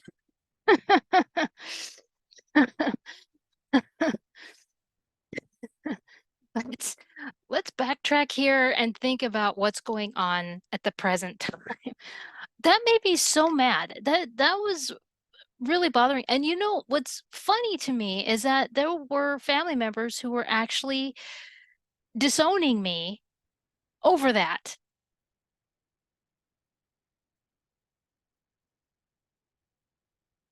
over my decision to not get married and not have children because I was busy taking care of myself.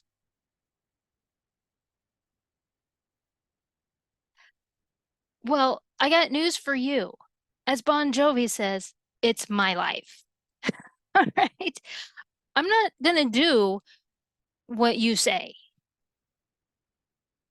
Okay. I'm not gonna pump out a bunch of babies to make you happy. Especially since, okay, while we were sitting with the doctor, one of the things that my mom asked was about pregnancy and giving birth because of the fact that everybody was getting on my case about this. And the doctor said that there were difficulties with epilepsy and pregnancy. Okay, because there is. Okay, now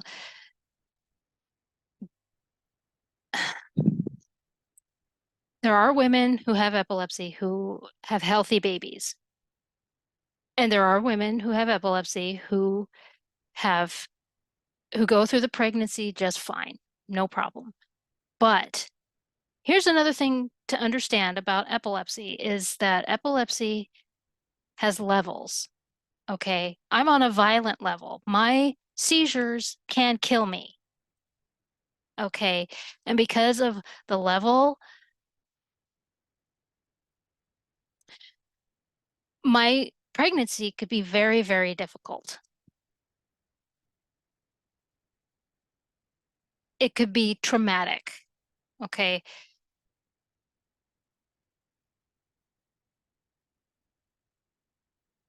I may not survive childbirth. Okay, that's that's the whole thing about that. And I'm having people saying to me, well, you should get married and have a crap ton of kids because your cousins are doing it. Fuck off. No. What you could do is maybe research what I've got before opening your fat mouth.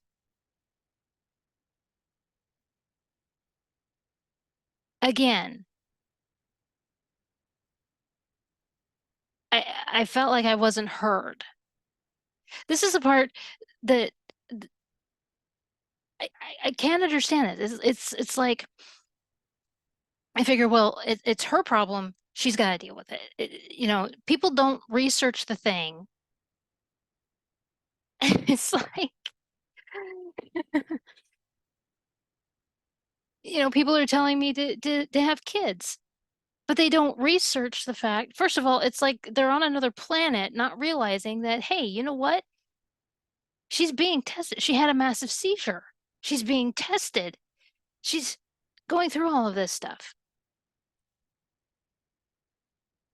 Why would I suddenly get married and have a child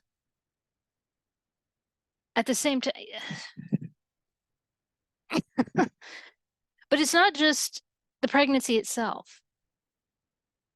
Epilepsy results in birth defects. Now, like I said, there are times when the child is healthy and totally fine, but there are birth defects that can result in the child being in having surgeries the rest of their life.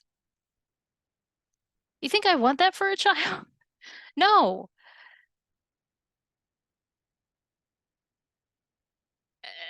I couldn't understand why people couldn't just research the thing before coming at me. It just I had enough to deal with, you know? And it wasn't just my family. There were other people that were before my family. It's like, excuse me, there were other people that were saying, well, and that's why I'm so vocal about the whole thing, because I've done a couple videos where I talk about women and fertility and how stupid it is. How people are so fixated on that. How mainly it's guys. There are men that are just going around and mouthing off about women fertility. It's like you're only fertile in your 20s, and then 30, you're just not attractive anymore. And it's like, really, dude? And it's because of stuff like this. There are women that have medical conditions. There are women that are born without a uterus, just like there were men who are born without sperm. So, but they don't want to talk about that. So all I'm saying is that I had, I had family who I mean it's great that they were getting married and have that they found somebody, they're married, they have kids. I feel old because I'm seeing them graduate high school or they're driving and they're in college now. That's not supposed to happen. But you want to know something? I will protect those kids with my life. They're not kids anymore, but you know what?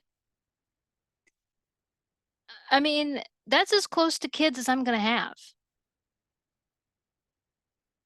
And I'm fine with that. I'm, I am totally fine with that because the last thing that I want to do is have a child that's going to end up having to I mean, all they'll see is a hospital bed for the rest of their life. I can't do it. I can't, I don't want to do that to a child. A child should be running around playing in the backyard. That's what they should be doing. Riding bicycles. That's what they should be doing. Okay, now I have had surgery on my foot and I have had surgery on my eye and I have had and now I've gone through testing for this. And that's about all I want to see of hospitals. And there are times that you just can't get away from it. I get it. Okay. So, but yeah, when people are telling me that I had to get married and I have to have kids, and it's like, here's a thought, do some research.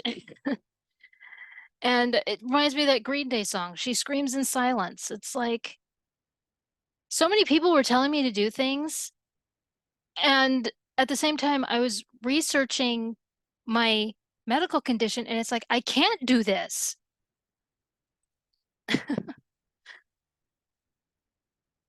And that was, oh gosh, I had to totally relearn who I was. I mean, you think about it, at 21 years old, you're ready to take on the world and everything. You've graduated high school, you're getting out of your awkward phase and everything. Um you got to get that job or career or whatever, and you're going to, yeah. And so, but that's not what it was for me.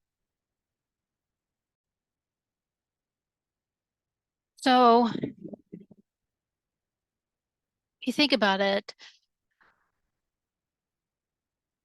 unlike a lot of other people my age who at 21, 22 years old were moving out and uh, going to college, career. I went to the community college, and the whole thing with the community college here is that they decided to go paperless. And there were a lot of people who they said, well, we lost your transcripts. Yeah, when they actually didn't. Yeah, they tried to say that there was a huge glitch and everything, and so I didn't get to graduate from the community college. And so that's why it took me so long to actually go back to school and get my degree. And but that was always something that I wanted to do. I just didn't know. Well, here's another thing that I forgot to mention is that right after the seizure, the major seizure that happened, um, I was at my grandma's, at my dad's mom's place, and she started talking to me about something that happened with my grandpa. She's like, "Well, you remember when this happened and everything?" I couldn't remember, and I started freaking out because anything that was me and grandpa was I would think I would remember that. So I was having a freak out. And so when I had a doctor's appointment, I talked to the doctor about that, and he says, "Well, this is what happens is that after you have a seizure, your memories get jumbled."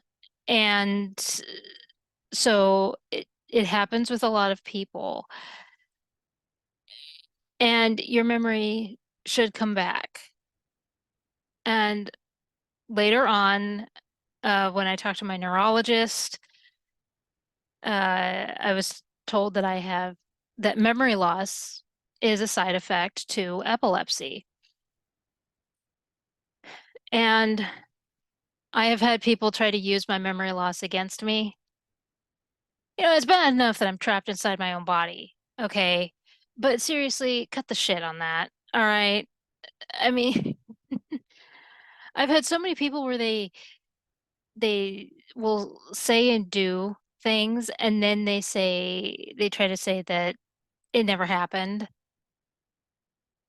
And I have heard so many times stuff like, well, she's remembering wrong and everything. She's out of her mind. She doesn't know what she's saying.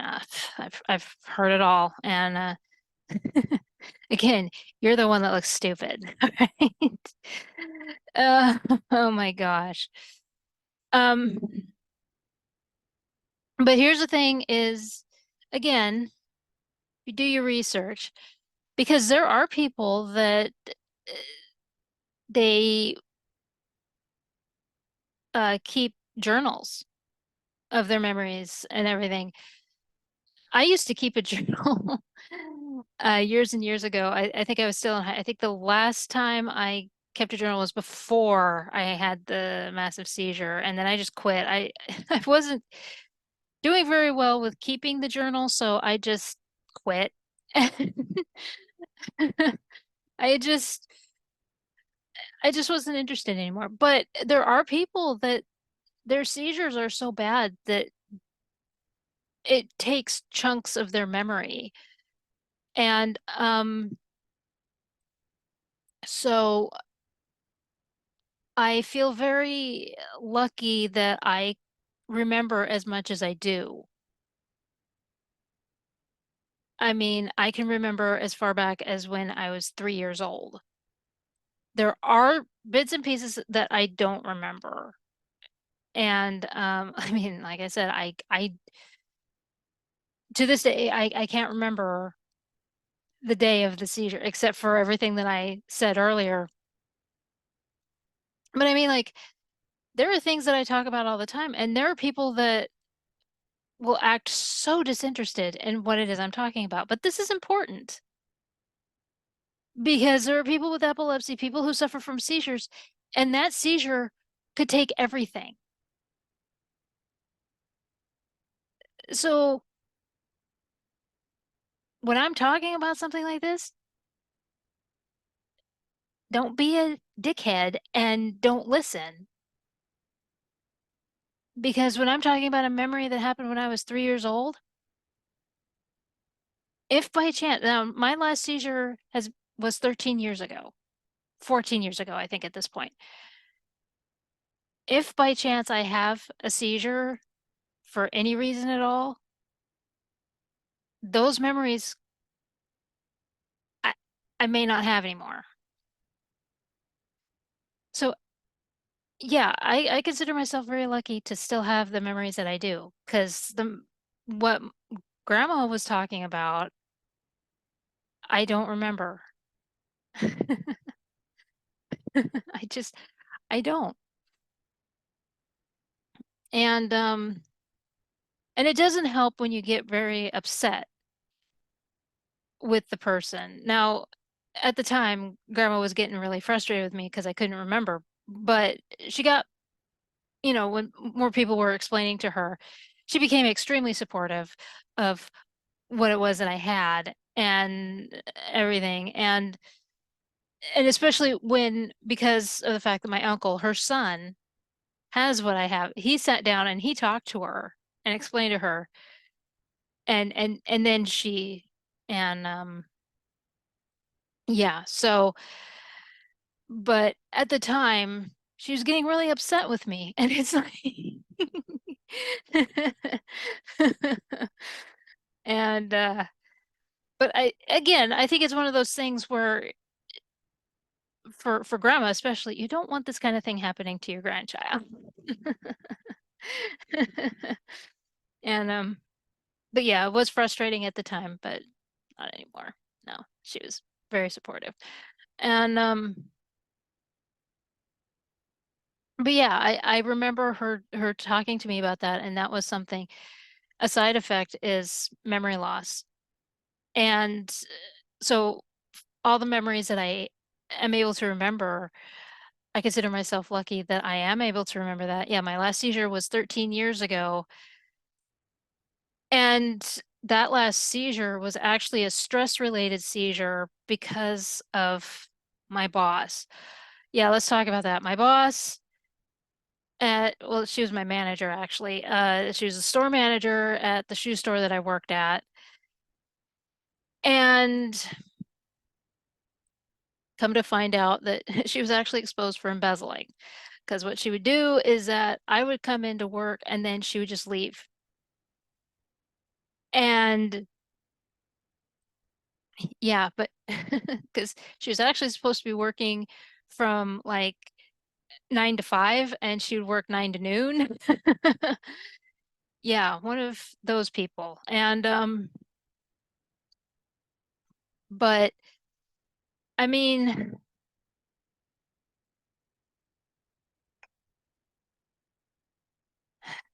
it just, so here's my boss or store manager, and she would constantly talk to me about how I would have my own store and everything. She was really talking me up because she had just made me an assistant manager, and how at some point I would have my own store and everything. I would be a store manager someday. Well, then when I had that seizure, uh we were supposed to flip the store. Now, what that means is to flip it from season to season. So we were in summer. So we had all the sandals out and all those shoes that have to do with summertime. And we had to flip to back to school. And this particular store manager had put it off, put it off, put it off, put it off, put it off until the last minute. And then it turned out that a district manager was coming, and we had to flip the store. I came in before my shift and flipped the store, flipped the entire store. So my stress level was so bad that I actually came home, and that's when I had my seizure. I had a stress related seizure. They are very dangerous, especially with the level that I'm at. with epilepsy.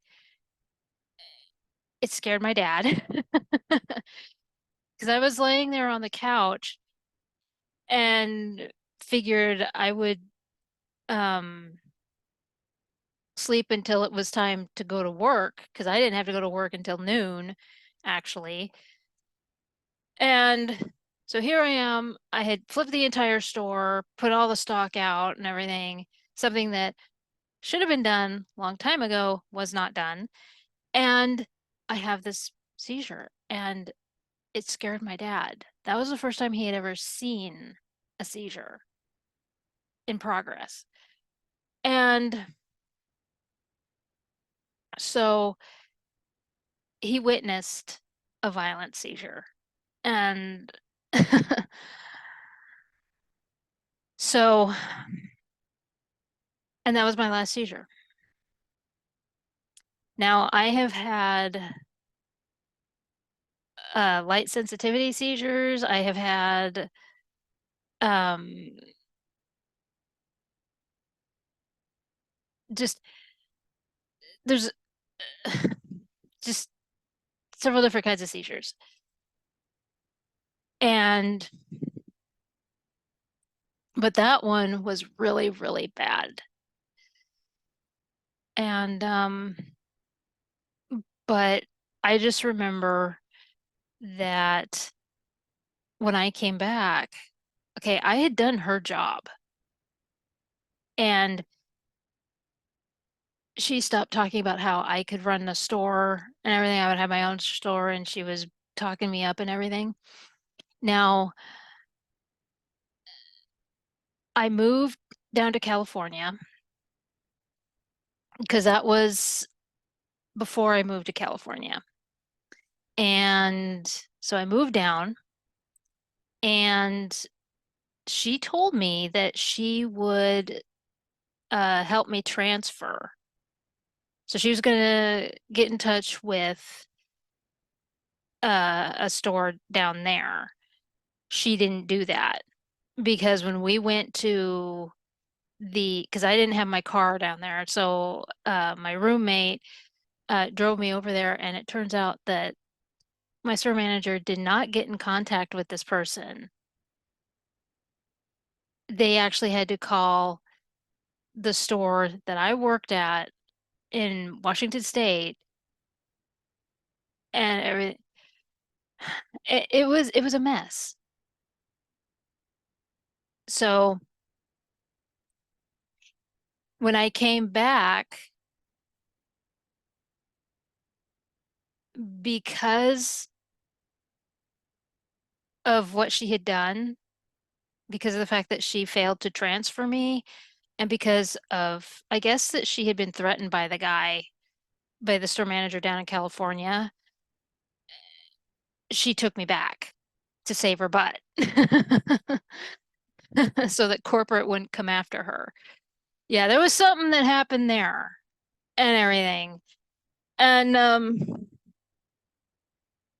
but when she got caught, I should not have had to leave, but I had to because of the fact that she still had access to the computer and she took her getting caught out on me. My hours were being dropped to less than part-time and I had to leave. So it was just, yeah, massive discrimination. It obviously was. And so I would have loved to stay at that job because I actually, it wasn't terrible, but because of a bad apple, it just it became sour. It just yeah. So and yeah, discrimination for something that you can't control, you can't get rid of is it's not enjoyable. Not enjoyable at all. The losing friends thing basically helps you to realize who you can trust. You know, at first it was it hurt a lot. And you're the questions as to why is this happening and all this stuff, um your self-esteem goes down and that sort of thing. But then you start to realize, oh, well, these are the people I can trust. These are the people who are supporting me. These are the people who don't care that I have this and they're there for me. And so yeah, I slowly started to realize that why are, these people obviously, I mean, with the dating life and that didn't exist, and they're saying, when these guys are saying that they didn't want to babysit me, it's like, what do you think this is? It, it's like, well, okay.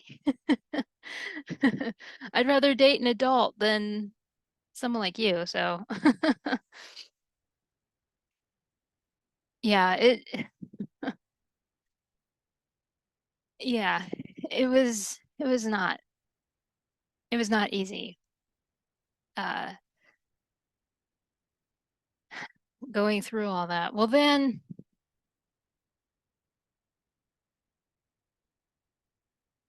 when I came back from California, now in California, I had hoped to stay.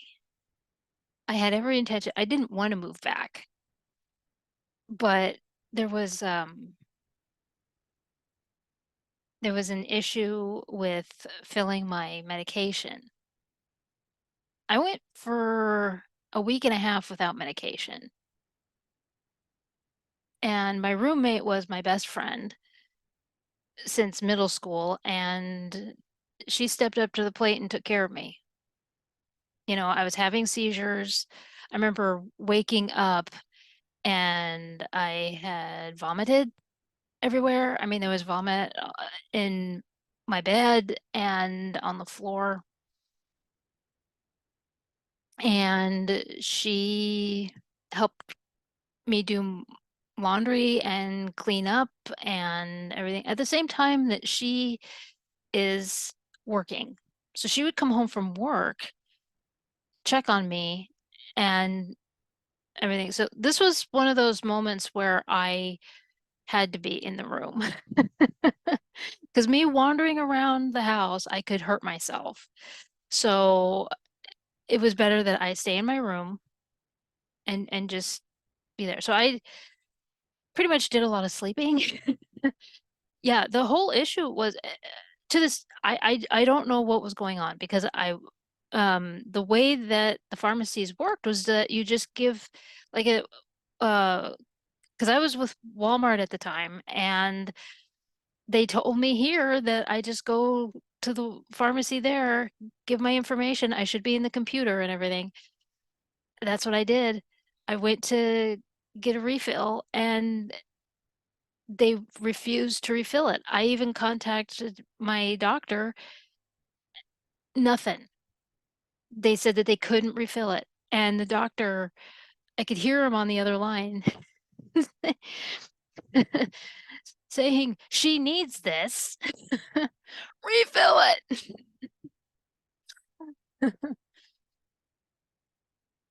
So yeah, it was not a good, yeah. I really, really wanted to stay down there, but I had to come back.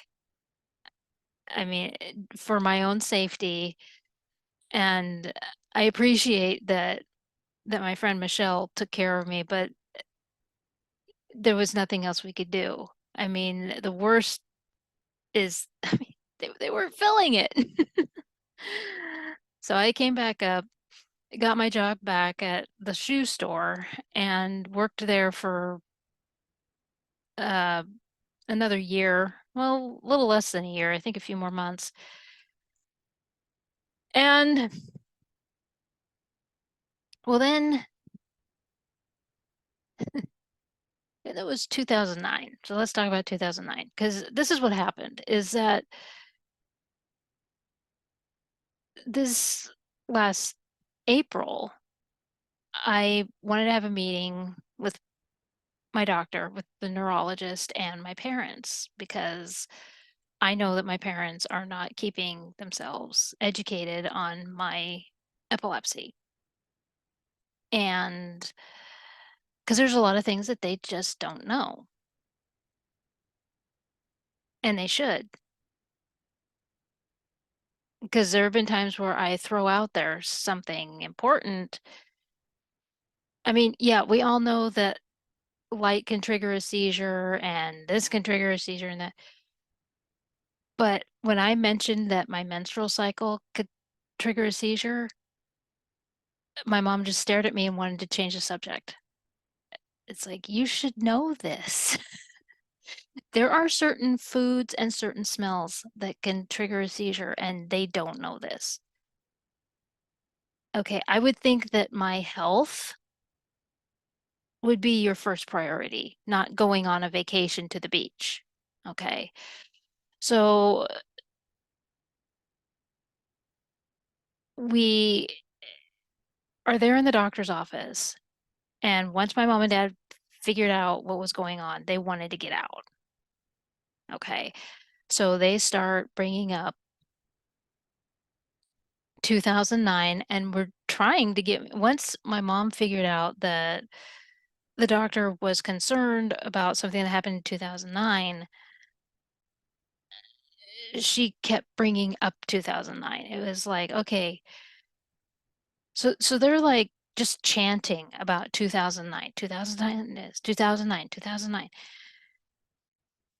And at one point, mom says she disgraced the family because of what she did. So we're gonna bring up 2009 because I've had it with this, and because I've heard from a lot of different family members that they were tired of mom and dad's overdramatics concerning what happened in 2009. Okay, so in 2009, I got in my car and I drove away. Okay, I didn't steal one of their cars. I got in my car and I just drove away without them knowing. They're mad because they didn't have control of the situation. They didn't know about it and they were just mad. Okay. I don't, I packed up my car and just drove off. But see, this is the thing. They should have known that I did this. Why did it take them so long? That's what surprises me. Because it's not like I was that quiet about it.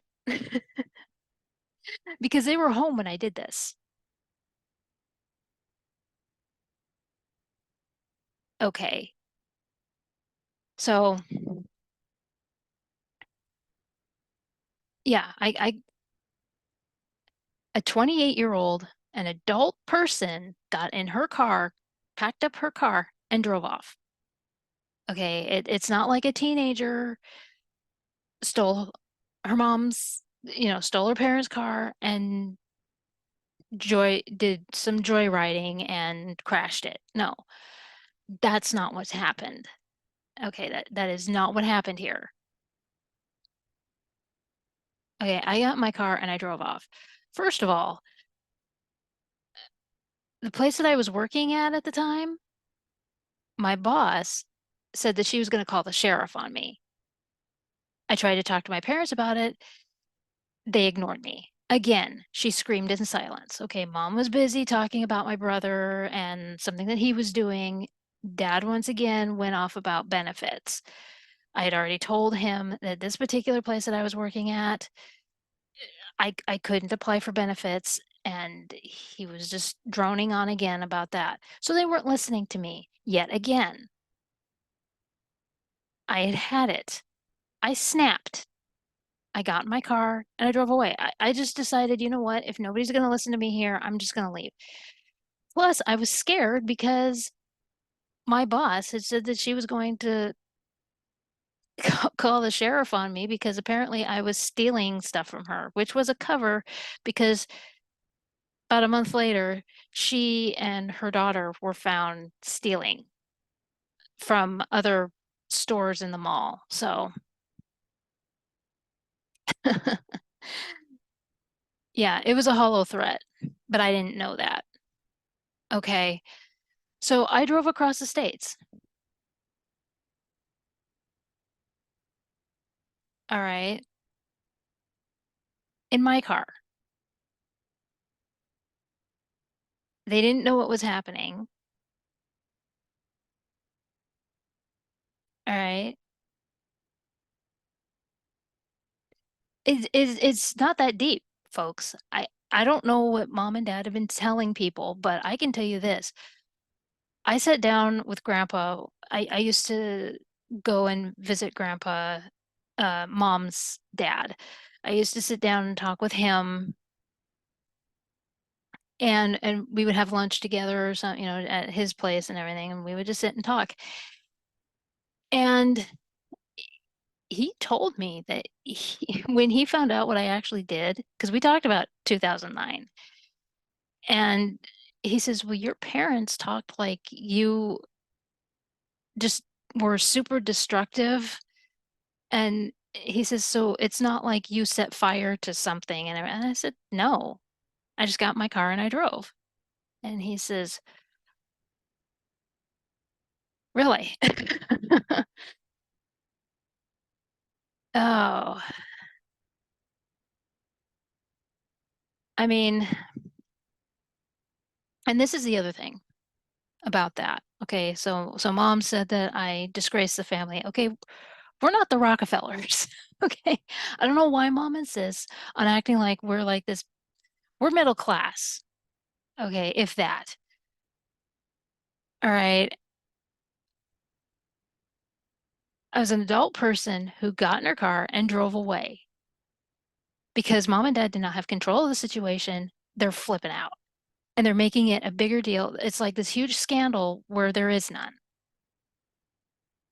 Okay. But I can tell you this, mom has tried talking about the whole thing. The because this was when I got in my car accident. Okay, I got in my car accident in Pennsylvania. I crashed my car. Okay, I fell asleep at the wheel. Do not do that, children. It's not good at all. Fortunately, because she brought that up. She said that I got in a car accident. My uh, doctor started freaking out. He's like, "You didn't have a seizure behind the wheel." And I said, "No, I fell asleep." See, she was trying to get me in trouble. This is the most immature thing I have ever seen. All I wanted to do in April was talk about my health and to get them educated and updated on my health. My doctor is getting embarrassed. I'm getting frustrated, and all they want to do is try to shame me over something that happened 15 years ago.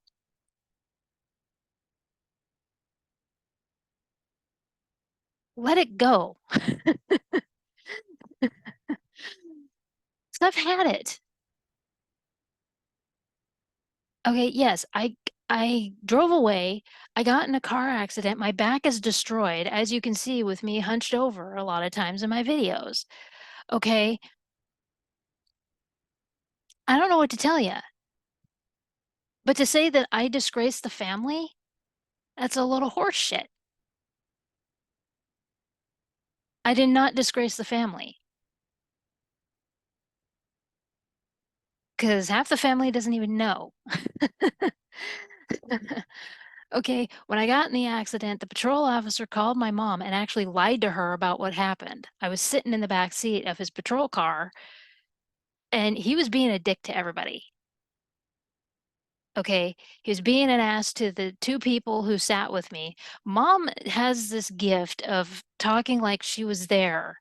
Okay, she wasn't there in Pennsylvania. She's never been to Pennsylvania. All right. So here she is. I gave her a little bit more information of actually what happened. Okay, and she was actually fighting me on what happened. Okay, I was there, she wasn't. All right. I saw the two people, the couple who were there, who sat with me. All right. The patrol officer was an absolute shithead to them. Okay. The paramedics had absolutely had it with them. I mean, had absolutely had it with the patrol officer and said that he was going to report this patrol officer because of his attitude, because he was acting like I had just ruined his day for, yeah, okay. I ruined your day. Cool. All right. And I mean, but yeah, he sat there and he was just as nice as could be to my mom and everything. And so she talks like he was this really nice guy and everything, and then just trash talks me, and I've just had it. Okay. Because I was trying to have mom and dad understand something about my health, and they went on this tangent about something that happened 15 years ago that they weren't even there to see. Okay, you had no control of the situation and you're still mad about it. Get over it. Okay, I know that they have said some terrible things about me concerning this incident. It's not an incident. Okay, an adult person got in her car, packed up her car, and drove off. I took a road trip. Okay, I'm sorry I have an adventurous streak. Maybe you should get one. Okay, because I had had person after person after person after person telling me that I couldn't do things because of my epilepsy, and I did them. Okay, I'm not going to sit in the corner and slobber all over myself and act like this thing is taking over my body. I can't do anything. I did things. Okay, and I've had a blast, but I'm not going to have my parents shame me because I did them. Okay, there are things that I've done that I can't talk about here because I'm keeping it family friendly. I have no regrets. All right. But I know that I have had people talk about me behind my back and said some pretty vile things about me for no reason at all. Okay. You weren't there.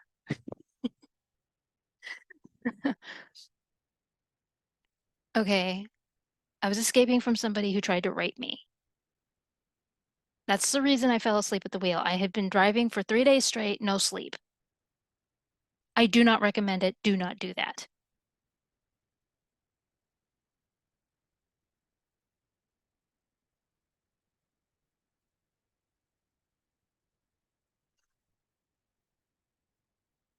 But as for family that I have talked to concerning the situation, they no. It's just stupid. So that's what I have to say about 2009. Look, yes, my life was spiraling out of control in 2009. I come back because I had a friend who lived over on the East Coast. She was nice enough, she and her mother were nice enough to let me stay over there with them for a week, and then I came back over.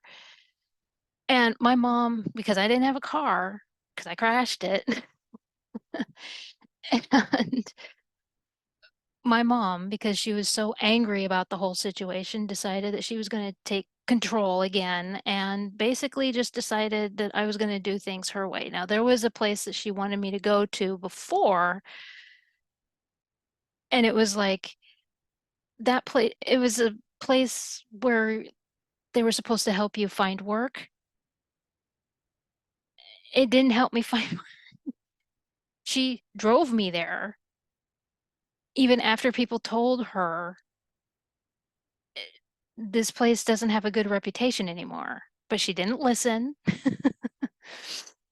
No, no, it did not. And this is pretty much when I decided that I was gonna go back to school. And originally, I wanted to take the online classes at Art Institute, but I was talked into going on campus. And actually, I'm glad that I did because I met a lot of really cool people and and everything. And so and and I actually met some people. There was a friend that I made that also had epilepsy, and that helped. And but we kind of drifted apart, which I'm a little sad about. And but it happens. Yeah, because a lot of the friends that I made during the emo era, we drifted. That's one of the reasons I spiraled out of control during 2009 because everybody was moving away again. You know, it was like a lot like in the early 2000s when all my friends were moving away and everything is like it's happening again. No. And so, but by the time well, and this is also um so I haven't really mentioned things that were going on. I have mentioned before in other videos, but I want to mention it here. So like with the uh fan group, um, like I said, originally they were supportive and everything was fine, but at somewhere along the lines things shifted. Now, I've said before in other videos that I wasn't the only one that was targeted, so I can't say that it was because of what was happening with me. But again, because of all the stuff that I was dealing with, there was that in the back of my mind, because one of the administrators decided to go full on bitch mode and was mad because of one thing. And, because we would have little contests and everything, and she lost the contest. I won. She didn't like that, and she went after me and went into full-blown blacklist mode and everything. And was, it was awful. Now, when I left the mailing list, um, I didn't watch Newsies. Surprisingly, I didn't watch Newsies for like a decade. I didn't watch it. I didn't listen to the soundtrack, and it was replaced with Gerard Way and Bullet in a Bible and all of those. I'm not even kidding. I would watch all those music videos and all of that. I I actually forgot about Newsies. I because when I first left the mailing list, because of the fact that I was basically blacklisted because of that administrator harassing and threatening and bullying me, and then having others decide that they didn't like me because I found out that during late night chats, she would spread rumors about me, and these people would believe it without any evidence. So it was that. And, I it it tainted Newsies for me. So when I moved back home, I was living in Seattle, then when I moved back home and we were going through stuff, we were going to take a bunch of stuff to Goodwill, and I found my DVD and soundtrack. I was just gonna uh get rid of it. And then I was like, I guess I'll watch it one more time. And that's when I realized I'm not mad at the movie. It's not the movie that sucks. It was their attitude. And I mean, I'm friends with a lot of them now. Like I've said, throughout this video, these are just memories. Okay, it's over. And and that's the whole thing about I've gone through so many emotions through these 20 years and a lot of reflecting and all this. I mean, I could be angry, but what would it get me? I mean, I could hold grudges, but why? What's the point? You know, that happened. Okay. I mean, I'm not trying to shame these people. You know, it's over. It happened then. This is now. And but the reason that I bring it up is because yeah, I was going through a lot of testing. I was losing a lot of friends at the time. I and you also have to consider that I mean, being kicked out of a family vacation really did a number on me. Having my family ditch me, thinking that what I had was contagious. You know, there was just so much stuff going on. And of course, they didn't know that, but at the same time,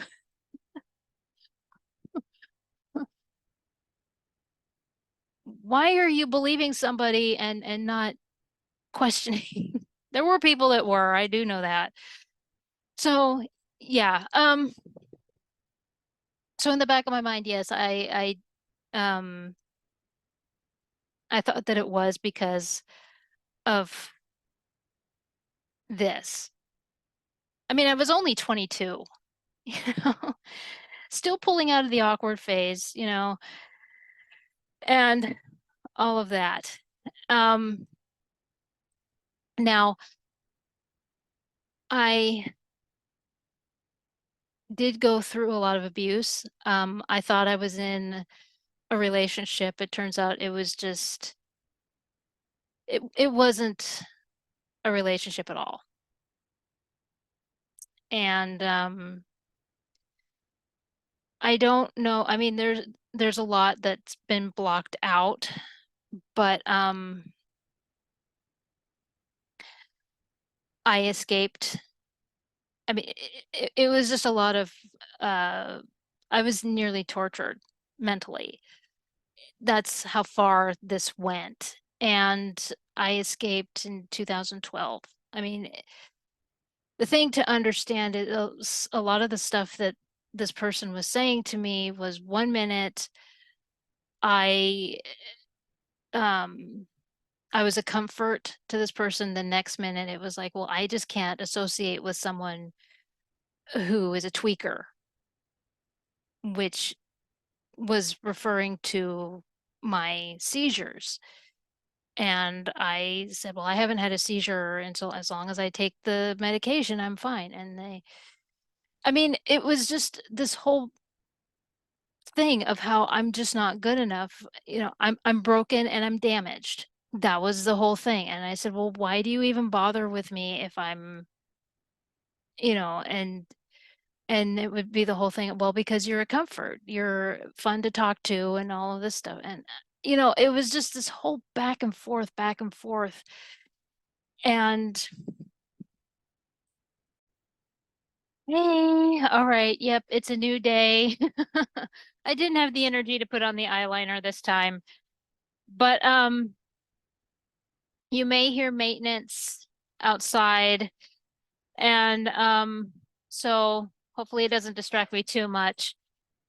But so as I was saying last night, is yes, I was in what I thought was a relationship, but it was just pure abuse. That's the whole thing about it. Now, another side effect to epilepsy is suicidal thoughts. And before I came into the abusive, what I thought was a relationship, I was able to push back I was able to control them, basically. But Unfortunately, when this air quote relationship happened, I didn't have that control anymore. Uh, one thing that after I escaped, one thing that I see more and more and more are people saying, well, why couldn't they just leave? Why couldn't this happen? Why couldn't they just do this? Well, I'll tell you why, right? For people who have never been in that situation. Okay, when you are told over and over and over, it's a manipulation act. Okay, it's massive manipulation. Okay, and even the strongest mind, it's an issue. Okay, because even physical abuse happens. Fortunately, I was not physically abused. All right, but there are people who are physically abused, which is unfortunate. Okay, now I have seen cases going as far back as the 70s where women are told to write love letters and they're used in court. And so, of course, people are saying, well, obviously they didn't love this person, but that person, the abuser, knew to have those letters written so that then they could get off. They wouldn't see a jail cell. Do you understand now?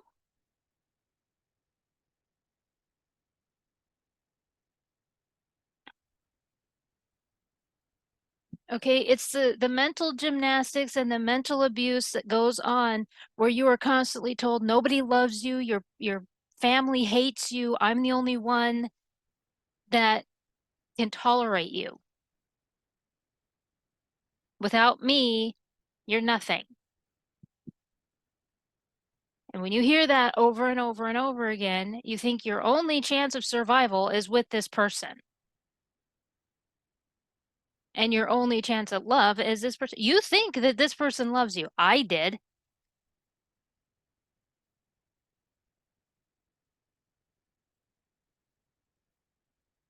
My abuser told me to cut off contact with my family and my friends. But I'm going to tell you right now, I had two friends, Kayla and Dominic, who continued to email me. And even though I didn't respond, they were saying, just want to make sure you're okay. Want to know how you're doing. Hope you're doing fine. I mean, they would send like the most random emails. They stood by me even though they didn't have to. And then when I got strong enough, I emailed back. And one of them, I don't remember who, I don't remember if it was Kayla or Dominic, and I said, I need help. And they emailed back. And I started emailing back and forth, even though my abuser told me to cut off contact. And whoever it was, again, I don't remember which one because a lot of it is blocked out, but I do remember emailing one of them. And they continue to tell me, just the fact that you're emailing me shows that you have control. They don't. And they just continued and continued and continued. And that's how I was able to get the strength to run away because I had basically cut off contact from everybody else. If they had walked away from me like everybody else had, because people were basically done with me. I am still trying to fix friendships with people because of that. And I escaped 10 years ago because I was back in 2012. That's how destructive an abuser is. They convince you of so much stuff. I am trying to deprogram the crap that he convinced me of. They lower your self-esteem to the point nothing is there. They have you not trusting anybody. So, so for those people who say, well, why can't you just escape? There you go. Right? Even though this person was saying things like I said last night, where it was the whole thing of, well, I can't associate with someone who has epilepsy. I mean, who knows? I'm afraid that I'll do something that'll get me, in trouble and all this stuff. They would I would have to change my hair. I would have to change my weight. I would have to change my clothing. I would have to change. So I was hearing the whole thing of that I was perfect, but I wasn't. And I would do these things because my self-esteem was lowered to nothing. But it's over now. And fortunately, I had two people who actually there were three people. I stand corrected. There were actually three people because I remember the third person, but they kind of because after they graduated high school, they were more which is fair. When they started college, that was more their thing. And so I hold nothing against that. I mean, college is important. Yeah, and I just recently reunited with her. So and but yeah, I remember she was trying really hard to get me to get away from this person as well. So, but yeah, there's a lot that, but the suicidal thoughts, I was not able to control them, and that was scary. Because I remember when the doctor told me that suicidal thoughts were a side effect, and because I had never had those thoughts. I had no interest in, I enjoyed life. And, and when I remember the night that I was struck with the suicidal thoughts, and it scared me.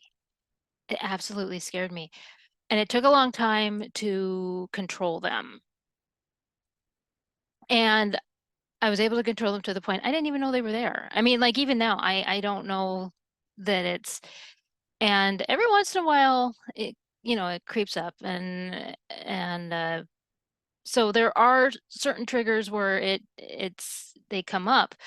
But I don't know how it is for other people with epilepsy. I have a feeling that depending on what I can't speak for other people.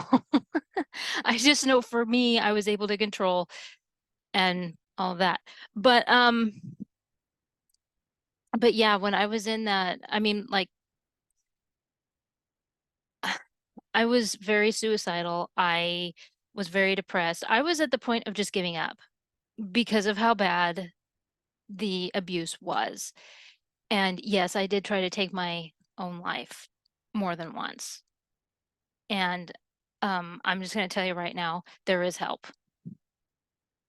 Okay, if you ever have thoughts of taking your own life, don't do it. Talk to somebody. Like, not even joking. Because the last time that I tried was really bad. It was really bad. My roommate came back from class, found me in the bathroom, and she called the paramedics. And while we were waiting for the paramedics, she said, "What is wrong with you?"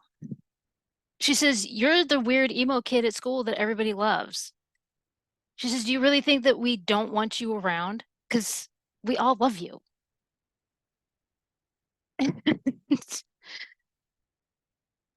And that's when it clicked that why am I listening to some idiot that is not going to care if I'm gone? Because he wasn't. He was just going to move on to the next person and try to destroy their life. And that's pretty much how it is. You're just going to be 6 feet under, and you know, you're there's a reason for you to be here. I know it sounds cliche, but there's a reason. Okay, I wanted more than anything to get that degree, and I got it. there was a big struggle to get it, but I got it. Nothing is going to be just handed to you. Okay. And ever since I was 6 years old, I wanted to be an author. I'm there. There have been a lot of curveballs thrown at me. This is the biggest curveball ever. And I'm still trying to overcome it because there's still so much that I'm learning about it, learning this epilepsy. But, you know, so when she told me that, when she's telling me, we all love you at school, and it suddenly clicked, that guy's not going to care. So seriously, there are people who will listen. If you have these thoughts, there are people who will listen. And I know it sounds cliche, but you are worth something. There's a reason that you're here. I I didn't think so, and look where I'm at.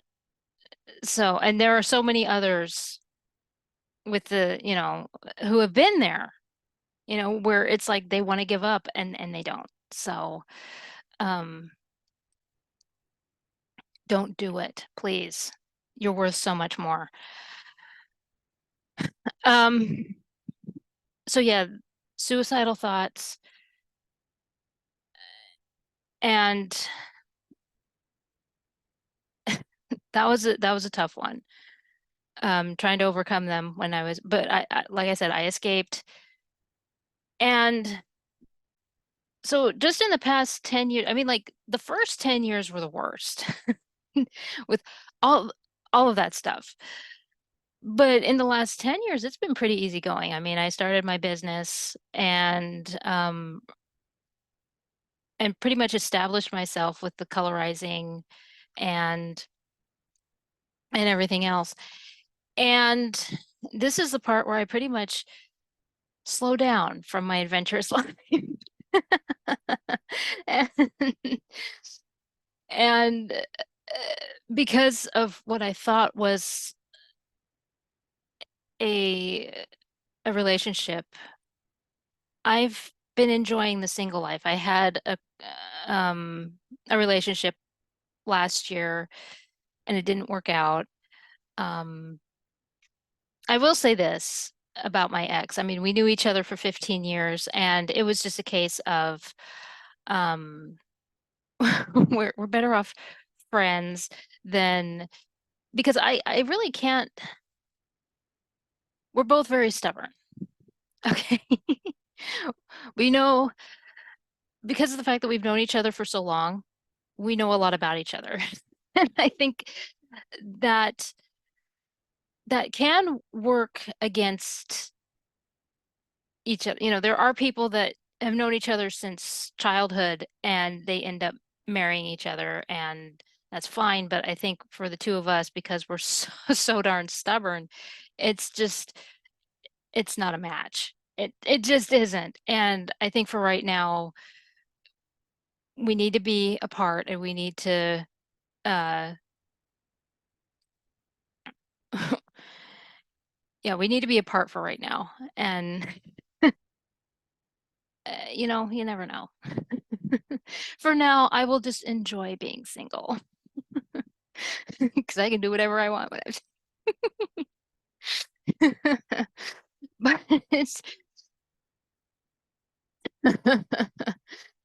and I mean, at this point, as I said earlier in the video, there was the worry with the flickering computer screen. Computer screens have gotten so much better now. I mean, the fact that I'm gaming more and all of that. And I don't do as much on computers as people might think. Considering all the spiral notebooks that I have, I have like 3 piles right here of spiral notebooks. And in fact, because I usually go all out when there's the back to school because I have to buy the spiral notebooks. I buy like $3 worth of spiral notebooks because they usually have like I miss when they had the 19 cent spiral notebooks. I would buy at least $2 worth of 19-cent.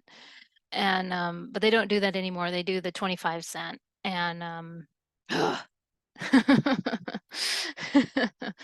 inflation. Oh my gosh. And I have a bunch of RSVP pens are my favorite. And so I went and I looked to see how much and it turns out that I had more than I thought because I was gonna buy a whole bunch of, and I don't have to buy those. But yeah, I usually have used pen and paper. So, and then because I write it out and then I type it. I'm used to doing that. I am so old school. And so yeah, I don't do as much on the computer as many would think. And but honestly, if I couldn't be a gamer, I would be very sad because I enjoyed playing video games. I think if the doctor had told me, well, you know what, you're probably not going to be able to play video games anymore because of the, I mean, like, I know that there are people, certain people with epilepsy. I don't know what level it is, but they can't. And oh, I'd be so devastated if I can't. And but I keep myself updated. And like I used to clean the bathroom. I have no problem helping out around the house. I really don't. I try to do as much as I can around here. And so I was cleaning the bathroom. Well, it turns out that bleach can trigger a seizure. And so when I told my parents that, my mom got so upset that she actually stopped herself, but she started to say, "You're faking your." I just remember sitting in my room and I'm like, does she realize what she almost said? I'm pretty sure she realized, and that's why she stopped herself. And so, but I mean, having the suicidal thought, there are so many limitations. I mean, like I can't have kids. Honestly, I could, but I don't I already talked about it, and I hope you realize why I don't. I've um my abuser wanted me to have his kids, and the whole reason behind it, I wasn't blind to it. I mean, the reason that he wanted me was so that was one thing that would tie him to me for the rest of forever. And that's what abusers do. And I actually put my foot down and said, "Well, I can't have kids." That's something that with the epilepsy, it made me barren, and he got really mad. And so that was just one more thing that made him upset. I got some in my eye here. And so so that made me, he called me defective. And so those kinds of things I've had to put up with. I've also put up with people making cracks about my intelligence. So yeah, cracks about my intelligence. I've had to put up with cracks about my seizures in general, cracks about how I'm a defective woman and everything. It gets tiresome, you know, and I've had to put up with it and I've overcome it. You know? And I mean, in many ways, I'm still putting up with it. And I mean, like, this last year, I made videos and I talked about women and fertility, how women over 30 are not unattractive. They are still very fertile. You know, I did the argument and everything, and people attacked me for it. And one of the reasons that I stand up for that is because my dating life is trash was trash when I was in my 20s. And one of the reasons is because men did not want to babysit me because obviously they they were like, oh, that's nasty, you know. They didn't know what epilepsy was. They didn't take 5 minutes to Google it. And The information is right there. I don't understand why you can't. And so that's on you. That's a you thing. It's not a me thing. I was still trying to learn it. Okay. This attitude that, I mean, is it like a scarlet letter thing that you have to have it on your epilepsy doesn't have a look, but everybody was treating it like it had to. I don't know why people are in the Middle Ages that it has to be that way. Okay, stop. People are standing there and they're like, well, this is a sign that you can't do this. You can't do this. You can't do that. They were limiting me. I was already dealing with limitations. Okay. Because epilepsy does limit you. I couldn't go to the club because of the strobe lights. We all know about the strobe lights. And I mean, there's a lot of other things. Green tea is another one that will. And so, yeah, there are already limitations. But to talk about that stuff when you don't even know what epilepsy is, to avoid someone, oh, epilepsy is contagious. You know this how? Who told you this? And what are their credentials? What's their medical degree? And, for being thrown such a curveball, look where I'm at now. Okay, even at the 10-year mark, okay, at 2013, I had graduated college and I was already starting up my business. Okay, because around here, I got to be honest. Okay, so I come home from graduating college and there were all these single moms that were like, well, the only way that I can feed my kids is so that I can be a photographer because so I was like, great, what am I supposed to do? I'm the trained one. And it's a lot like when Gordon Ramsay or Robert Irvine or a lot of those other chefs go to these places. And it's like because they cooked one thing at a church function, everybody's like, well, this is so good. You should open a restaurant. That's what these single moms who are setting up, yeah, that's the same thing. They don't have the training. This is the problem. I had to do, yeah, that's not what this video is about. I'll do another video about that some other time. The point is that at the 10-year mark, after in that 10 years with everything that had been thrown at me, all the testing, everything, losing all those friends, all the antics of my family and everything else, the spiraling out of control, having people talk about me behind my back, all of that other stuff, moving to California and all of that, having to come back for a reason that should have been able to be anyway. I was still able to get my degree. I was able to become an author. And, two things that I really, really wanted. Okay. And I was establishing my business. Yeah, nowadays things are pretty easygoing. I mean,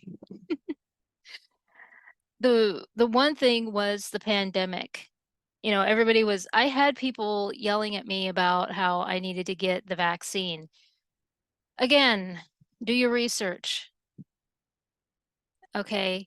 I could have become extremely sick and even ended up in the hospital if I had gotten that vaccine. I was listening to my doctor. Okay. The doctor told me, don't get the vaccine until further notice. Okay. I listened to my doctor. I'm going to listen to my doctor because I'm going to tell you something right now. There were times that I didn't listen to my doctor and he got super pissed for good reason. Okay. During the emo era, there were a lot of us that decided to go vegetarian and vegan because of the fact that a bunch of the band guys were vegetarian and vegan. Okay. Yeah. Oh my gosh, Gerard Way I got to do the same thing. Yeah, back when what's his name? Jared Leto was vegan. Yeah, he's not anymore and lost a bunch of fans because of that. And oh my gosh. But yeah, so I decided to go vegan and vegetarian, whichever one it was. And the thing is, I made myself very sick. And I couldn't understand why. Turns out I wasn't following the diet that I was supposed to be following. Went to the doctor and he's like, well, are you doing this? Are you doing this? And I was trying to hide the fact that I was going vegetarian, that I went vegetarian and everything. Because, I was so punk and so punk emo. And finally, I couldn't hide it anymore. And I told him what I was doing, and he says, no, you need the protein, you need this, you need that. And then, of course, to all the vegans out there, no, I can't take the pills because those pills are going to react to my medication. Okay, I don't care.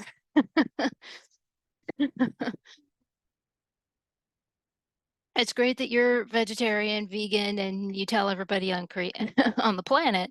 But the fact of the matter is that there's some of us, that was one thing that I couldn't stand about Billie Eilish, where she's like, you're a murderer to animals and all this stuff. And it's like, cool, but you don't know other people's diet. Okay, that is the one problem that I had with Billie Eilish.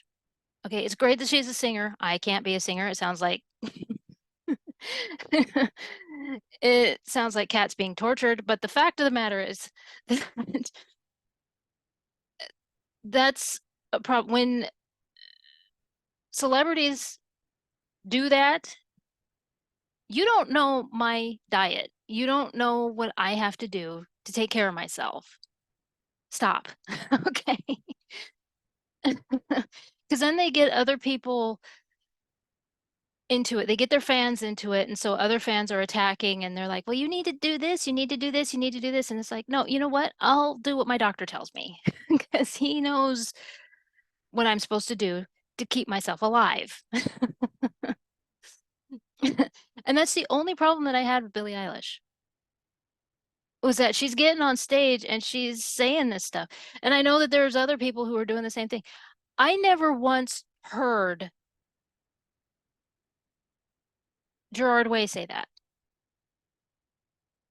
Uh, uh, all those all those emo punk bands in the 2000s never once attacked their fans and said, "You're being a murderer when you eat animals." No, they never said that. No. We knew their diet, and there were some of us that followed it because we all wanted to be like them. Oh my gosh. You do you, boo, and let us be us. Okay. Yeah. Yeah, because that was the one time that I didn't listen to my doctor. My doctor got angry and let me know. I got the lecture. And I have listened to my doctor ever since. Okay. And that's one of the biggest problems that I have with celebrities who decide to get on their soapbox and tell their fans that they're wrong if they do this kind of thing. And it's like, but you don't know their their medical condition. I mean, it works for you, but it doesn't work for them. So you're getting all these people sick. Listen to your doctor. And that's my advice. Okay. What works for me may not work for another person with epilepsy. Listen to your doctor because my level of epilepsy may not be your level of epilepsy if you have epilepsy. Okay. So, anyway, in closing, um, this is what I have been through in the past 20 years. I wanted to share it. I have never shared all of this. Again, I want to make it very clear that I'm not trying to shame anybody. Okay. When I talk about the events with other people, it happened. I've gone through a lot of reflecting. I was angry. Again, a lot of emotions, went through a lot of reflecting. I don't care. I just, I don't care anymore. I'm friends with a lot of these people.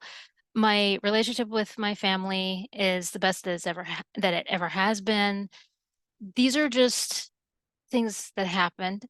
The reason that I bring them up is because this is stuff that you don't do. Okay. The do's and don'ts, basically. And so again, I want to make that very clear. I don't hold any grudges. I'm um so I can I make it any more obvious? Um, if you know any of these people, don't go after them.